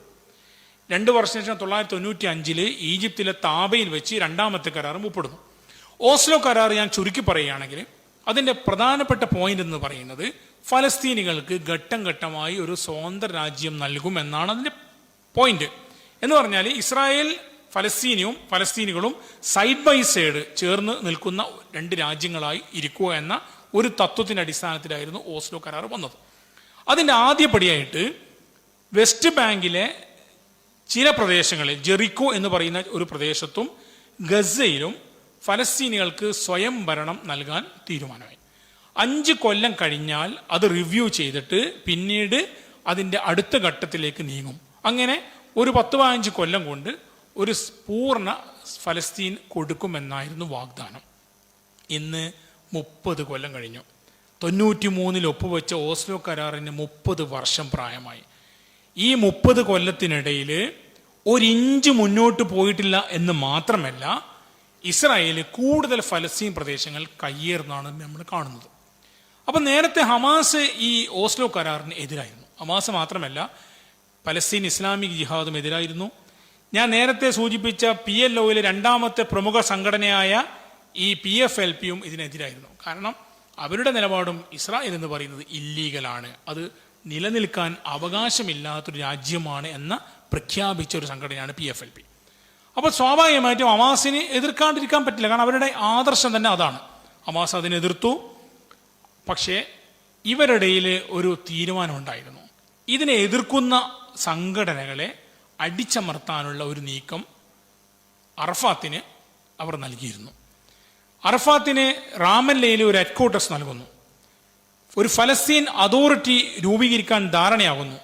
ആ ഫലസ്തീൻ അതോറിറ്റിക്ക് കീഴിൽ പ്രസിഡന്റിനെയും ഒരു പാർലമെന്റിനെ തിരഞ്ഞെടുക്കാൻ എന്ന ചില വകുപ്പുകളൊക്കെ ഉണ്ടാക്കും. അങ്ങനെയാണ് അറഫാത്ത് ഏകകണ്ഠമായിട്ട്, എന്ന് പറഞ്ഞാൽ അവരുടെ തീരുമാനപ്രകാരം, ഫലസ്തീൻ അതോറിറ്റിയുടെ പ്രസിഡന്റ് ആകുന്നത്. അദ്ദേഹത്തിന് റാമല്ലയിൽ നല്ല സൗകര്യങ്ങൾ നൽകി. നേരത്തെ പോരാളിയായിരുന്ന അറഫാത്ത് അദ്ദേഹത്തിൻ്റെ കുറേ ആദർശങ്ങളൊക്കെ ഇതിനകം ബലീകരിച്ചിരുന്നു. അദ്ദേഹം ഇസ്രായേലിനെ അംഗീകരിക്കുന്നു. ഫലസ്തീനിന് ഈ ചെറിയ ഭൂമിയിലൊരു രാജ്യം കിട്ടിയാൽ മതി എന്നൊക്കെ പറയുന്നു. അങ്ങനെ ഓസ്ലോയിൽ അദ്ദേഹം മുഴുവനായും വീഴുന്നു. അദ്ദേഹത്തിനും അതുപോലെ തന്നെ അന്നത്തെ ഇസ്രായേലി പ്രധാനമന്ത്രി ഇഷാഖ് റബിനും പിന്നെ ഷിമോൺ പെരസ് എന്ന് പറഞ്ഞ മറ്റൊരു ഭീകരൻ, അദ്ദേഹം പിന്നീട് പിൽക്കാലത്ത് ഇസ്രായേലിൻ്റെ പ്രസിഡന്റായി, ഇവർക്കൊക്കെ നൊബേൽ പ്രൈസ് നൽകി. സമാധാനത്തിന് നൊബേൽ പ്രൈസാണ് കൊടുത്തത്. ആർക്ക്? ഈ ഭീകരന്. അപ്പം ഇങ്ങനെയാണ് ആ പ്രശ്നം അങ്ങനെ പോയത്. ഹമാസ് ഇതിനെതിരെ രംഗത്ത് വന്നു. അവർ അവരുടെ പോരാട്ടം ശക്തിപ്പെടുത്തി. അതോടുകൂടി ഹമാസിനെതിരെ അടിച്ചമർത്തൽ നടപടി ഗസയിൽ ആരംഭിച്ചു. അതിനെ തിരിച്ചവർ നേരിട്ടു. ഉദ്ദേശം എന്ന് പറഞ്ഞാൽ ഫലസ്തീനി സംഘടനകളെ കൊണ്ട് തന്നെ ഫലസ്തീനികളെ അടിപ്പിക്കുക എന്നായിരുന്നു അവരുടെ ഉദ്ദേശം. അതിൽ അവർ കുറേയൊക്കെ വിജയിച്ചു. 95 ആദ്യമായിട്ട് ഫലസ്തീൻ അതോറിറ്റിയിലേക്ക് തെരഞ്ഞെടുപ്പ് നടക്കുന്നു. ആ തെരഞ്ഞെടുപ്പിൽ ഹമാസ് പങ്കെടുത്തില്ല. കാരണം അത് പങ്കെടുക്കുന്നത് ശരിയല്ല, അത് അവരവരുടെ തട്ടിക്കൂട്ട് ഒരു മുന്നണിയാണെന്ന് മനസ്സിലാക്കിക്കൊണ്ടാണ് ഹമാസ് പിന്മാറിയത്. അങ്ങനെ അറഫാത്തിൻ്റെ ഫതഹ് പാർട്ടി അതിൽ വിജയിക്കുന്നു. അവർ പാർലമെൻറ്റിൽ സ്വന്തമാക്കുന്നു, പ്രസിഡന്റ് പദവിയുമാകുന്നു. അങ്ങനെ സംഗതി ഇങ്ങനെ അങ്ങ് പോകുന്നു. 2000 രണ്ടാമത്തെ ഇന്തിഫാദ തുടങ്ങുന്നു. 2000 രണ്ടാമത്തെ ഇന്തിഫാദ തുടങ്ങാനുള്ള കാരണം നമുക്കറിയാം. അന്ന് ഇസ്രായേലി പ്രതിരോധ മന്ത്രിയായിരുന്ന ഏരിയൽ ഷാരോണ് മസ്ജിദുൽ അക്സയിൽ അഥവാ ബൈത്തുൽ മുഖദ്ദിസിൽ ഒരു വിവാദ സന്ദർശനം നടത്തി. അദ്ദേഹം പള്ളിയുടെ പവിത്ര നശിപ്പിക്കുന്ന രൂപത്തിൽ അവിടെ കയറി. അങ്ങനെ അത് വലിയ ഇഷ്യൂ ആയി. അതിനെ പ്രതിഷേധിച്ചപ്പോൾ ഫലസ്തീനികളെ വെടിവെച്ചു കൊന്നു. നിങ്ങൾക്കറിയാമല്ലോ, മുഹമ്മദ് ദുറ എന്ന് പറയുന്ന ഒരു കുഞ്ഞിൻ്റെ അന്ന് സംഭവം നിങ്ങൾക്ക് ഓർമ്മ ഉണ്ടാവും. അന്ന് അദ്ദേഹം, ആ കുഞ്ഞ് തൻ്റെ പിതാവിൻ്റെ മടിയിലിരുന്ന് ഇസ്രായേലി സൈന്യം പോയിന്റ് ബ്ലാങ്കിൽ വെടിവെക്കുമ്പോൾ ആ ഉപ്പ ചൂണ്ടിക്കാണിക്കുക പറഞ്ഞു വെടിവെക്കല്ലേ എന്ന് പറഞ്ഞപ്പോൾ അതുപോലും മാനിക്കാതെ ആ കുഞ്ഞിൻ്റെ ഹൃദയത്തിലേക്ക് വെടിയുണ്ട പായിച്ച ആ സംഭവം, അത് ഫലസ്തീൻ്റെ ചരിത്രം നമുക്ക് മറക്കാൻ പറ്റാത്ത സംഭവമാണ്. ഇന്നിപ്പോൾ 10,000-കണക്കിന് ആളുകൾ മരിക്കുന്നു. അന്നും ഇതേപോലെ സംഭവങ്ങൾ ഒരു മറയുമില്ലാതെ തുടർന്ന് വന്നൊരു കാലഘട്ടമായിരുന്നു. അങ്ങനെ 2000 ആ ഇന്തിഫാദയും ഇസ്രായേലിന് വലിയ താക്കീതായി. അങ്ങനെയാണ് 2005 ഗസയിൽ നിന്ന് പിൻവാങ്ങാൻ ഇസ്രായേൽ നിർബന്ധിതരായത്. അന്ന് ഗസ വെസ്റ്റ് ബാങ്കിനെ പോലെ തന്നെ ഇസ്രായേലിൻ്റെ കൈവശമായിരുന്നു. പക്ഷേ എൻഗേജ്മെന്റ് പ്ലാൻ എന്ന ഒരു പദ്ധതിയുമായിട്ട് ഗസയിൽ നിന്ന് അവർ പിൻവാങ്ങിയപ്പോൾ ഏതാണ്ട് 4000-ഓളം കുടിയേറ്റക്കാർ അവിടെ ഉണ്ടായിരുന്നു. അവർക്കത് ഇഷ്ടപ്പെട്ടില്ല. പക്ഷേ ഷാരോൺ തന്നെ നിർബന്ധിച്ച് അവരെ പറഞ്ഞയച്ചു. അങ്ങനെ ഗസ മോചിതമായി. അവിടെ ഒരു ഇരുമ്പ് വേലി മാത്രമായി മാറി. ഇസ്രായേലികൾ അവിടെ നിന്ന് പോയി. പക്ഷെ പിന്നീടും ആവശ്യമുള്ളപ്പോഴൊക്കെ അവർ അവിടേക്ക് കടന്നു വരും. ചിലപ്പോൾ ബോംബിടും, ടാങ്കുമായിട്ട് ഇരച്ചു കയറും. അങ്ങനെയുള്ള കലാപരിപാടികൾ അവർ നിരന്തരം തുടർന്നുകൊണ്ടേയിരുന്നു. അങ്ങനെയാണ് രണ്ടാമത്തെ തെരഞ്ഞെടുപ്പ് 2006 നടക്കുന്നത്. 2006 രണ്ടാമത്തെ തെരഞ്ഞെടുപ്പ് നടന്നപ്പോൾ ഹമാസ് അവിടെ മത്സരിക്കാൻ തീരുമാനിക്കുന്നു. ഹമാസിന് ബോധ്യമായി ഞങ്ങൾക്ക് ഈ ഫലസ്തീൻ ജനതയുടെ പിന്തുണയുണ്ടെന്ന് അവർക്ക് ഉറപ്പായി. അതിൻ്റെ അടിസ്ഥാനത്തിൽ അവർ മത്സരിക്കാൻ തീരുമാനിച്ചു. ആ ഇലക്ഷൻ മോണിറ്റർ ചെയ്യാൻ യൂറോപ്യൻ പ്രതിനിധി സംഘങ്ങൾ വരെ വന്നിരുന്നു. അന്ന് അമേരിക്കൻ പ്രസിഡന്റായിരുന്ന ജോർജ് ഡബ്ല്യു ബുഷ്, അദ്ദേഹത്തിൻ്റെ വിദേശകാര്യ സെക്രട്ടറി കോണ്ടലീസ റൈസ്, ഇവരൊക്കെ തന്നെ ഹമാസിൻ്റെ പതനം പൂർത്തിയാകുന്നത് കാത്തു നിൽക്കുകയായിരുന്നു. വൈറ്റ് ഹൗസിൽ തലേന്ന് വിളിച്ചു ചേർത്ത യോഗത്തിൽ വെച്ച് കൊടുക്കുന്ന ഇന്റലിജൻസ് റിപ്പോർട്ട് തെരഞ്ഞെടുപ്പ് നടന്നാൽ ഹമാസ് തോറ്റു തുന്നം പാടും എന്നൊക്കെ പറഞ്ഞ് റിപ്പോർട്ട് കൊടുക്കുന്നു. പക്ഷെ സംഭവം തിരിച്ചായിരുന്നു. ഇലക്ഷനിൽ ഹമാസ് വിജയിക്കുന്നു. 132 സീറ്റുകളുള്ള പാർലമെന്റിൽ 72 സീറ്റുകൾ ഹമാസ് നേടുന്നു. 3 സീറ്റുകൾ സ്വതന്ത്രന്മാർ ഉൾപ്പെടെ 75 സീറ്റുകളുടെ ഭൂരിപക്ഷം കിട്ടുന്നു. അവർക്ക് സ്വാഭാവികമായിട്ടും അധികാരം ലഭിക്കുന്നു. പക്ഷേ അധികാരം ലഭിച്ചാൽ ഇനി അധികാരം ഭരിക്കാൻ അനുവദിക്കരുത് എന്ന നിലപാടായിരുന്നു ഈ അമേരിക്കയും ഇസ്രായേലും ഫത്തഹയാണല്ലോ ഫലസ്തീൻ അതോറിറ്റിയുടെ പ്രസിഡന്റ് പദവിയുള്ളത്, ഇവരുടെ നിലപാട് അതായിരുന്നു. അവർ അതിനുള്ള ശ്രമങ്ങൾ നടത്തി. അങ്ങനെയാണ് ഈ മൊത്തം ഈ ഫലസ്തീനിന് കിട്ടാനുള്ള നികുതികളൊക്കെ തന്നെ പിടിച്ചു വെച്ചത്. അങ്ങനെ ഗസയെ ശ്വാസം മുട്ടിച്ച് കൊല്ലാൻ തീരുമാനിച്ചു. 2007 തുടങ്ങിയ ഉപരോധമാണ് ഇപ്പോഴും 16 കൊല്ലമായിട്ട് തുടർന്നുകൊണ്ടിരിക്കുന്നത്. അവശ്യ സാധനങ്ങളുടെ വരവ് മുഴുവൻ അവിടെ തടഞ്ഞു. അവിടുത്തെ ആളുകൾക്ക് ചികിത്സക്ക് പുറത്തു പോകാൻ കഴിയാത്ത ഒരു സാഹചര്യം ഉണ്ടാക്കി. എത്രത്തോളം എന്ന് പറഞ്ഞാൽ അവിടേക്കുള്ള പണം മറ്റു വിദേശ രാജ്യങ്ങളിൽ നിന്ന് സഹായം കിട്ടുന്ന പോലെ ഇല്ലാതാക്കി. ആ ഇടക്കാണ് 2007 അന്നത്തെ ഹമാസിന്റെ പ്രധാനമന്ത്രി ഇസ്മായിൽ ഹനിയ, അദ്ദേഹം ഈ ഫലസ്തീനികളുടെ ഗസയിലെ ജനങ്ങളുടെ ദുരിതം മായ്ക്കാൻ വേണ്ടി അല്പമെങ്കിലും സഹായം തേടി അദ്ദേഹം ഏതാണ്ട് 1 മാസത്തോളം വിദേശ രാജ്യങ്ങളിൽ സന്ദർശനം നടത്തി.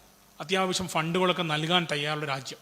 അങ്ങനെ അദ്ദേഹം ഫണ്ട് കൈവയിൽ വാങ്ങി ബ്രീഫ് കേസുമായിട്ടാണ് അദ്ദേഹം വരുന്നത്. ഒരു പ്രധാനമന്ത്രി തൻ്റെ രാജ്യത്തിലെ പ്രജകൾക്ക് സംരക്ഷണം നൽകാനുള്ള പണം അത് ബാങ്ക് ട്രാൻസ്ഫറിന് പോലും അനുവദിക്കാതിരുന്നപ്പോൾ സൂട്ട് കേസിൽ പണവുമായിട്ട് അദ്ദേഹം വരികയാണ്. ഈ വിവരം ആരറിയുന്നു? ഫത്തഹിന്റെ സെക്യൂരിറ്റി ഏജന്റുമാർ അറിയുന്നു. അദ്ദേഹം പ്രധാനമന്ത്രിയാണ്. ഒരു രാജ്യത്തിൻ്റെ എന്ന് പറയാനാവില്ലെങ്കിലും ഒരു എൻറ്റിറ്റിയുടെ പ്രധാനമന്ത്രിയാണല്ലോ, തെരഞ്ഞെടുക്കപ്പെട്ട പ്രധാനമന്ത്രിയാണല്ലോ. അദ്ദേഹത്തെ 14 മണിക്കൂർ റഫ അതിർത്തിയിൽ കലുങ്കിൻ്റെ അവിടെ നിൽക്കേണ്ടി വന്നു. അദ്ദേഹത്തിന് പ്രവേശിക്കാൻ കഴിയുന്നില്ല, സ്വന്തം രാജ്യത്ത് കടക്കാൻ അനുവദിക്കുന്നില്ല. അങ്ങനെ ഏതാണ്ട് 17 മണിക്കൂർ അദ്ദേഹം നിന്നു. ആ പണം കൊണ്ട് കടക്കാൻ അനുവദിക്കില്ല എന്നായിരുന്നു അവരെ തിട്ടൂരോ. അങ്ങനെ അദ്ദേഹം ആ സൂട്ട് കേസ് ഈജിപ്ഷ്യൻ അതോറിറ്റിനെ ഏൽപ്പിച്ചിട്ടാണ് അദ്ദേഹം ഉള്ളി കടക്കുന്നത്. ഉള്ളി കടന്നപ്പോൾ അദ്ദേഹത്തിന്റെ വാഹനത്തിന് ഒരു വെടിവെപ്പുണ്ടായി. ഒരു അംഗരക്ഷകൻ കൊല്ലപ്പെടുന്നു, അദ്ദേഹത്തിന്റെ മകന് പരിക്കേൽക്കുന്നു. ഇങ്ങനെയുള്ള സംഭവങ്ങളൊക്കെ അവിടെ അരങ്ങേറുന്നു. ആരാണ് ഇതിന്റെ പിന്നിൽ? ഇതിന്റെ പിന്നിൽ ഫത്തഹും അതുപോലെ തന്നെ ഇസ്രായേലി ഏജന്റുമാരുമായിരുന്നു. തെരഞ്ഞെടുക്കപ്പെട്ട ഒരു ഭരണകൂടത്തെ ഭരിക്കാൻ അനുവദിക്കില്ല എന്ന്. അങ്ങനെ അവിടെ ആഭ്യന്തര കലാപം വരുന്നു. ഗസ മാത്രമല്ല, വെസ്റ്റ് ബാങ്കും ഉൾപ്പെടുന്നതാണ് ഈ തെരഞ്ഞെടുപ്പ് നടക്കുന്ന സ്ഥലങ്ങൾ. അപ്പോൾ വെസ്റ്റ് ബാങ്കിന്റെ നിയന്ത്രണം ശരിക്കും ആർക്കാണ്? ജയിച്ച പാർട്ടിക്കാണ്. ഹമാസ് ഒരു സന്ദേശം വെച്ചു, നമുക്കൊരു യൂണിറ്റി ഗവൺമെന്റ് ഉണ്ടാക്കാം, ഐക്യ ഗവൺമെന്റ്. ഫത്തഹിനെയും കൂടി ക്ഷണിച്ചു. പക്ഷെ ഫത്തഹ് കുറേ പോർട്ട്ഫോളിയോ ആവശ്യപ്പെട്ടു. ഞങ്ങൾക്ക് ഇന്ന സ്ഥാനം വേണം, ഇന്ന സ്ഥാനം, കുറച്ച് സ്ഥാനമൊക്കെ നൽകി. ഏതാണ്ട് 3 മാസത്തോളം അവർ അങ്ങനെ ഭരിച്ചിരുന്നു. പക്ഷെ ഫത്തഹ് ഇതിനെ തകർക്കാനുള്ള ശ്രമത്തിലായിരുന്നു. അങ്ങനെയാണ് ആഭ്യന്തര കലാപം ഉണ്ടാവുന്നത്. ആ ആഭ്യന്തര കലാപം രൂക്ഷമായി 500 ആളുകൾ കൊല്ലപ്പെടുന്നു. അന്ന് ഫത്തഹിന്റെ സെക്യൂരിറ്റി ഏജന്റ് ആയിരുന്നു മുഹമ്മദ് ദഹ്ലാൻ. അദ്ദേഹമാണ് നേതൃത്വം നൽകിയത്. അദ്ദേഹം അവിടെ നിന്ന് രക്ഷപ്പെട്ടു പിന്നീട്. അങ്ങനെയാണ് ഹമാസ് എന്ത് ചെയ്യുന്നത്? ഗസയിൽ നിന്ന് ഫത്തഹിനെ പുറത്താക്കുന്നത്. പക്ഷെ നമ്മുടെ മാധ്യമങ്ങൾ പ്രചരിപ്പിക്കുന്ന ഒരു നുണ എന്താണെന്ന് പറഞ്ഞാൽ 2006 തെരഞ്ഞെടുപ്പിൽ ഹമാസ് ഗസ പിടിച്ചടക്കിയെന്നാണ്. എങ്ങനെയാണ് തെരഞ്ഞെടുപ്പിൽ പിടിച്ചെടുക്കാൻ പറ്റുക? തെരഞ്ഞെടുപ്പിൽ പിടിച്ചെടുക്കാന്ന് പറഞ്ഞാൽ ബാലറ്റിലൂടെയാണ് പിടിച്ചെടുക്കുന്നത്. അപ്പൊ ബാലറ്റിലൂടെ ജയിച്ച ഒരു പ്രസ്ഥാനമാണത്. അവരെ ഭരിക്കാൻ അനുവദിക്കുന്നില്ല എന്നൊരവസ്ഥ വന്നപ്പോൾ അവരെന്ത് ചെയ്തു? ഈ എലിമെന്റുകൾ, അതായത് ഇങ്ങനെയുള്ള ശക്തികളെ പിടിച്ച് പുറത്താക്കി. വേറെ വഴിയില്ല. അപ്പൊ അതിന് പറഞ്ഞിരിക്കുന്നത് എന്താണെന്നാൽ ഗസയിൽ നിന്ന് ഫത്തഹിനെ പുറത്താക്കിയിട്ട് ഗസ പിടിച്ചടക്കി എന്ന് പറഞ്ഞത്. ഇതാണ് പ്രചരിക്കുന്ന ഒരു നുണ. എന്നിട്ടോ അബ്ബാസ് എന്ത് ചെയ്തു? വെസ്റ്റ് ബാങ്കിന്റെ ചുമതല കൺട്രോൾ ഏറ്റെടുത്തു. ഗസയിലെ ഭരണകൂടത്തെ പിരിച്ചുവിട്ടതായി പ്രഖ്യാപിച്ചു. എക്സിക്യൂട്ടീവ് പവർ മൂപ്പർ നടപ്പാക്കി. ഇങ്ങനെ പറഞ്ഞ് ഇപ്പോൾ ഈ അടുത്ത് ഇദ്ദേഹം ഒരു പ്രസ്ഥാനം എടുത്ത് ശ്രദ്ധയിൽപ്പെട്ടിട്ടുണ്ടാവും. ഹമാസ് ഫലസ്തീനികളെ പ്രതിനിധീകരിക്കുന്നില്ല, ഫലസ്തീനികളെ പ്രതിദാനം ചെയ്യുന്നത് എൻ്റെ സംഘടന ഫത്തഹ ആണെന്നാണ്. അത് പറയാൻ അദ്ദേഹത്തിന് ഒരു അവകാശവുമില്ല. കാരണം കഴിഞ്ഞ 14 കൊല്ലമായിട്ട് അദ്ദേഹം ഈ സ്ഥാനത്ത് ഇരിക്കുന്നത് ഇല്ലീഗലായിട്ടാണ്. അദ്ദേഹം തെരഞ്ഞെടുക്കപ്പെട്ടത് 2005-ലാണ്. 2009 അദ്ദേഹത്തിന് ടേം കഴിഞ്ഞു പ്രസിഡന്റിൽ. പക്ഷെ തെരഞ്ഞെടുപ്പ് നടത്താൻ അദ്ദേഹം 1 കൊല്ലം കൂടി നീട്ടി വാങ്ങി. 2010 നടത്താമെന്ന് പറഞ്ഞു. 2010 നടത്തിയില്ല. അദ്ദേഹം മുടന്തൻ ന്യായങ്ങൾ പറഞ്ഞ് നീട്ടിക്കൊണ്ടുപോയി. അതിന് കാരണം അമേരിക്കയുടെ ഇസ്രായേലിന്റെ താല്പര്യങ്ങളായിരുന്നു. ഇപ്പൊ കഴിഞ്ഞ 14 കൊല്ലമായിട്ട് അദ്ദേഹം ഇല്ലീഗലായിട്ട് തെരഞ്ഞെടുക്കപ്പെടാത്ത പ്രസിഡന്റാണ്. ആ മനുഷ്യനാണ് പറയുന്നത് ഞങ്ങളെയാണ് ഈ ഫലസ്തീന്റെ ചുമതല ഏൽപ്പിച്ചെന്ന്. ഏതായാലും സംഗതി അവിടെ അവസാനിക്കുന്നില്ല. യൂണിറ്റി എഗ്രിമെന്റ് ഒക്കെ പലതും ഒപ്പിട്ടു. പക്ഷെ പിന്നീടും അതൊന്നും നടന്നില്ല. ഇവിടെ നമ്മൾ മനസ്സിലാക്കേണ്ട ഒരു വിഷയമെന്ന് പറയുന്നത്, പോരാട്ട പ്രസ്ഥാനങ്ങളിലെ ഏറ്റവും സജീവമായി നിലകൊള്ളുന്ന ഒരു പ്രസ്ഥാനമാണ് ഹമാസ് എന്ന് പറയുന്നത്. അവർക്ക് ഒരുപാട് നേതാക്കന്മാരെ അവർക്ക് ഈ സമരത്തിനിടയിൽ നഷ്ടപ്പെട്ടിട്ടുണ്ട്. അതായത് അതിൻ്റെ സ്ഥാപക നേതാവായ ഷെയ്ഖ് അഹമ്മദ് യാസീൻ, അദ്ദേഹത്തെ നിഷ്ഠൂരമായിട്ടാണ് ഇവർ കൊന്നത്. അദ്ദേഹം ഫജ്റിന് പള്ളിയിൽ സുബഹി നമസ്കരിക്കാൻ പോകുമ്പോൾ ഇത് മനസ്സിലാക്കിക്കൊണ്ട് അദ്ദേഹം വീൽ ചെയറിൽ സഞ്ചരിക്കാൻ അദ്ദേഹത്തിൻ്റെ മുകളിൽ ബോംബിട്ടിട്ട് ആ മനുഷ്യനെ ക്രൂരമായാണ് അവർ വധിച്ചത്. തൊട്ടു പിന്നാലെ അവരെന്ത് ചെയ്തു, അബ്ദുൽ അസീസ് രന്തീസി എന്ന് പറയുന്ന ഹമാസിന്റെ 2ാം നേതാവ്, അദ്ദേഹം ഒരു ഡോക്ടറാണ്. അദ്ദേഹം ഗസയിലൂടെ സഞ്ചരിക്കുമ്പോഴാണ് ഇസ്രായേലിന്റെ അപ്പാച്ചി ഹെലികോപ്റ്ററിൽ നിന്ന് ബോംബിട്ടിട്ട് അദ്ദേഹത്തെ കൊല്ലുന്നത്. പിന്നെ അതിനു മുമ്പ് യഹിയ അയ്യാഷിനെ പോലെയുള്ള ധീരനായ ഒരുപാട് ആളുകൾ കൊന്നു. യഹിയ അയ്യാഷിനൊക്കെ വധിച്ചത് വളരെ ക്രൂരമായ രീതിയിൽ ഇസ്രായേലിന്റെ മൊസാദിനെ ഉപയോഗിച്ചുകൊണ്ട്. മൊസാദ് എന്ന് പറയുന്നത് ലോകത്ത് അത്യാധുനികമായ രീതിയിൽ ചാരപ്രവർത്തനം നടത്തുന്ന സംഘടനയാണ്, നമുക്കറിയാം. അയ്യാഷിന് ഒരു ഫോണ്, അദ്ദേഹത്തിന് ഏറ്റവും അടുത്ത സുഹൃത്ത് മുഖേന ഒരു ഫോണ് എത്തിക്കുന്നു. അങ്ങനെ ആ ഫോൺ അദ്ദേഹം സംസാരിച്ചുകൊണ്ടിരിക്കുമ്പോഴാണ് അതിലേക്ക് റിമോട്ട് ഉപയോഗിച്ചുകൊണ്ടാണ് സ്ഫോടനം നടത്തി അദ്ദേഹത്തെ വധിക്കുന്നത്. ആ അയ്യാഷിന്റെ പേരിലാണ് ഹമാസ് പല റോക്കറ്റുകളുടെ പേര് പോലെ അയ്യാഷ് റോക്കറ്റ് ഇട്ടിരിക്കുക. അദ്ദേഹം മുഹന്ദിസ് അയ്യാഷ് എന്ന് പറയും, എഞ്ചിനീയർ മുഹന്ദിസ്. അദ്ദേഹം ഹമാസിന്റെ ഇസുദ്ദീൻ അൽ ഖസാം എന്ന് പറയുന്ന ഹമാസിന്റെ ബ്രിഗേഡ് സൈനിക വിഭാഗത്തിന്റെ തലയാണ് അദ്ദേഹം. വളരെ ചെറിയ പ്രായത്തിലാണ് അദ്ദേഹം ഷഹീദായത്. അദ്ദേഹമാണ് ഇസ്രായേലിനെ വിറപ്പിച്ചുകൊണ്ടുള്ള പല സൈനിക നടപടികൾക്കും നേതൃത്വം നൽകിക്കൊണ്ടിരിക്കുന്നത്. ഇപ്പോൾ അബു ഉബൈദയെ പോലുള്ള ആളുകൾ അദ്ദേഹത്തിന്റെ പിൻഗാമികളാണ്. ഇങ്ങനെയുള്ള ഒരുപാട് ആളുകളെ സൃഷ്ടിച്ചു, ഒരുപാട് ആളുകൾ കൊന്നു. ചില ആളുകളെ കൊല്ലാൻ ശ്രമിച്ചു, പരാജയപ്പെട്ടു. ഖാലിദ് മിഷേൽ, അദ്ദേഹം ജീവിക്കുന്ന ഉദാഹരണമാണല്ലോ. അദ്ദേഹം ജോർദാനിലെ ഹമാസിന്റെ ഓഫീസിന് നേതൃത്വം നൽകിക്കൊണ്ടിരിക്കുമ്പോഴാണല്ലോ ഖാലിദ് മിഷേലിനെ കൊല്ലാൻ വേണ്ടി മൊസാദിന്റെ ഏജന്റുമാർ പോകുന്നത്. അങ്ങനെ വിഷവാതകം സ്പ്രേ ചെയ്തിട്ട് അദ്ദേഹത്തെ കൊല്ലാൻ ശ്രമിച്ചു.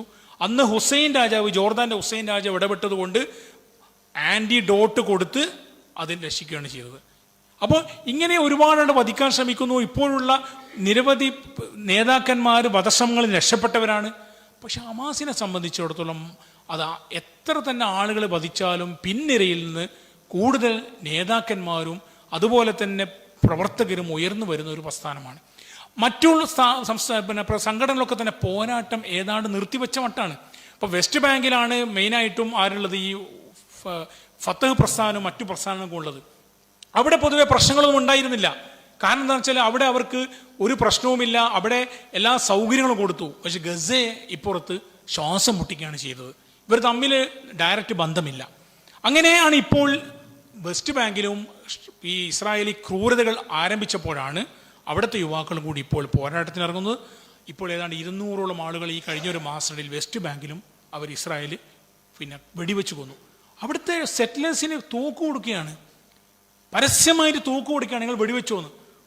4 പേരെ സെറ്റിലേഴ്സ് വെടിവെച്ച് കൊന്നു. ആ കൊല്ലപ്പെട്ട ആളുകളുടെ മയ്യത്ത് കബറടക്കി തിരിച്ചു വന്ന ഒരു പിതാവിനെയും മകനെയും നേരെയും വെടിവെച്ചു. ഒരു സെറ്റിലർ, ഒരു പോലീസുകാരെ നോക്കി നിൽക്കെ, ഒരു പ്രശ്നവുമില്ല. അങ്ങനെ ഒരു തികച്ചും ഒരു പ്രാകൃതമായ രീതിയിൽ ലോകത്തെ ഒരു പ്രദേശത്തെ ഭരിച്ചുകൊണ്ടിരിക്കുന്ന ഒരു കാടൻ പ്രസ്ഥാനം, അതാണ് സയനിസ്റ്റുകളുടെ ഇസ്രായേൽ എന്ന് പറയുന്നത്. അവരെ ഒരു നിലക്കും നമുക്ക് അംഗീകരിക്കാൻ സാധ്യമല്ല. കാരണം അവര് ഒരു ജനതയുടെ ജീവിക്കാനുള്ള അവകാശത്തെ ചോദ്യം ചെയ്തുകൊണ്ടിരിക്കുകയാണ്. അതിനെതിരെ പോരാടുന്ന സംഘടനകൾ ആണ് ഹമാസും അതുപോലെ ചെറുത്തുനിൽ പോരാളികളും.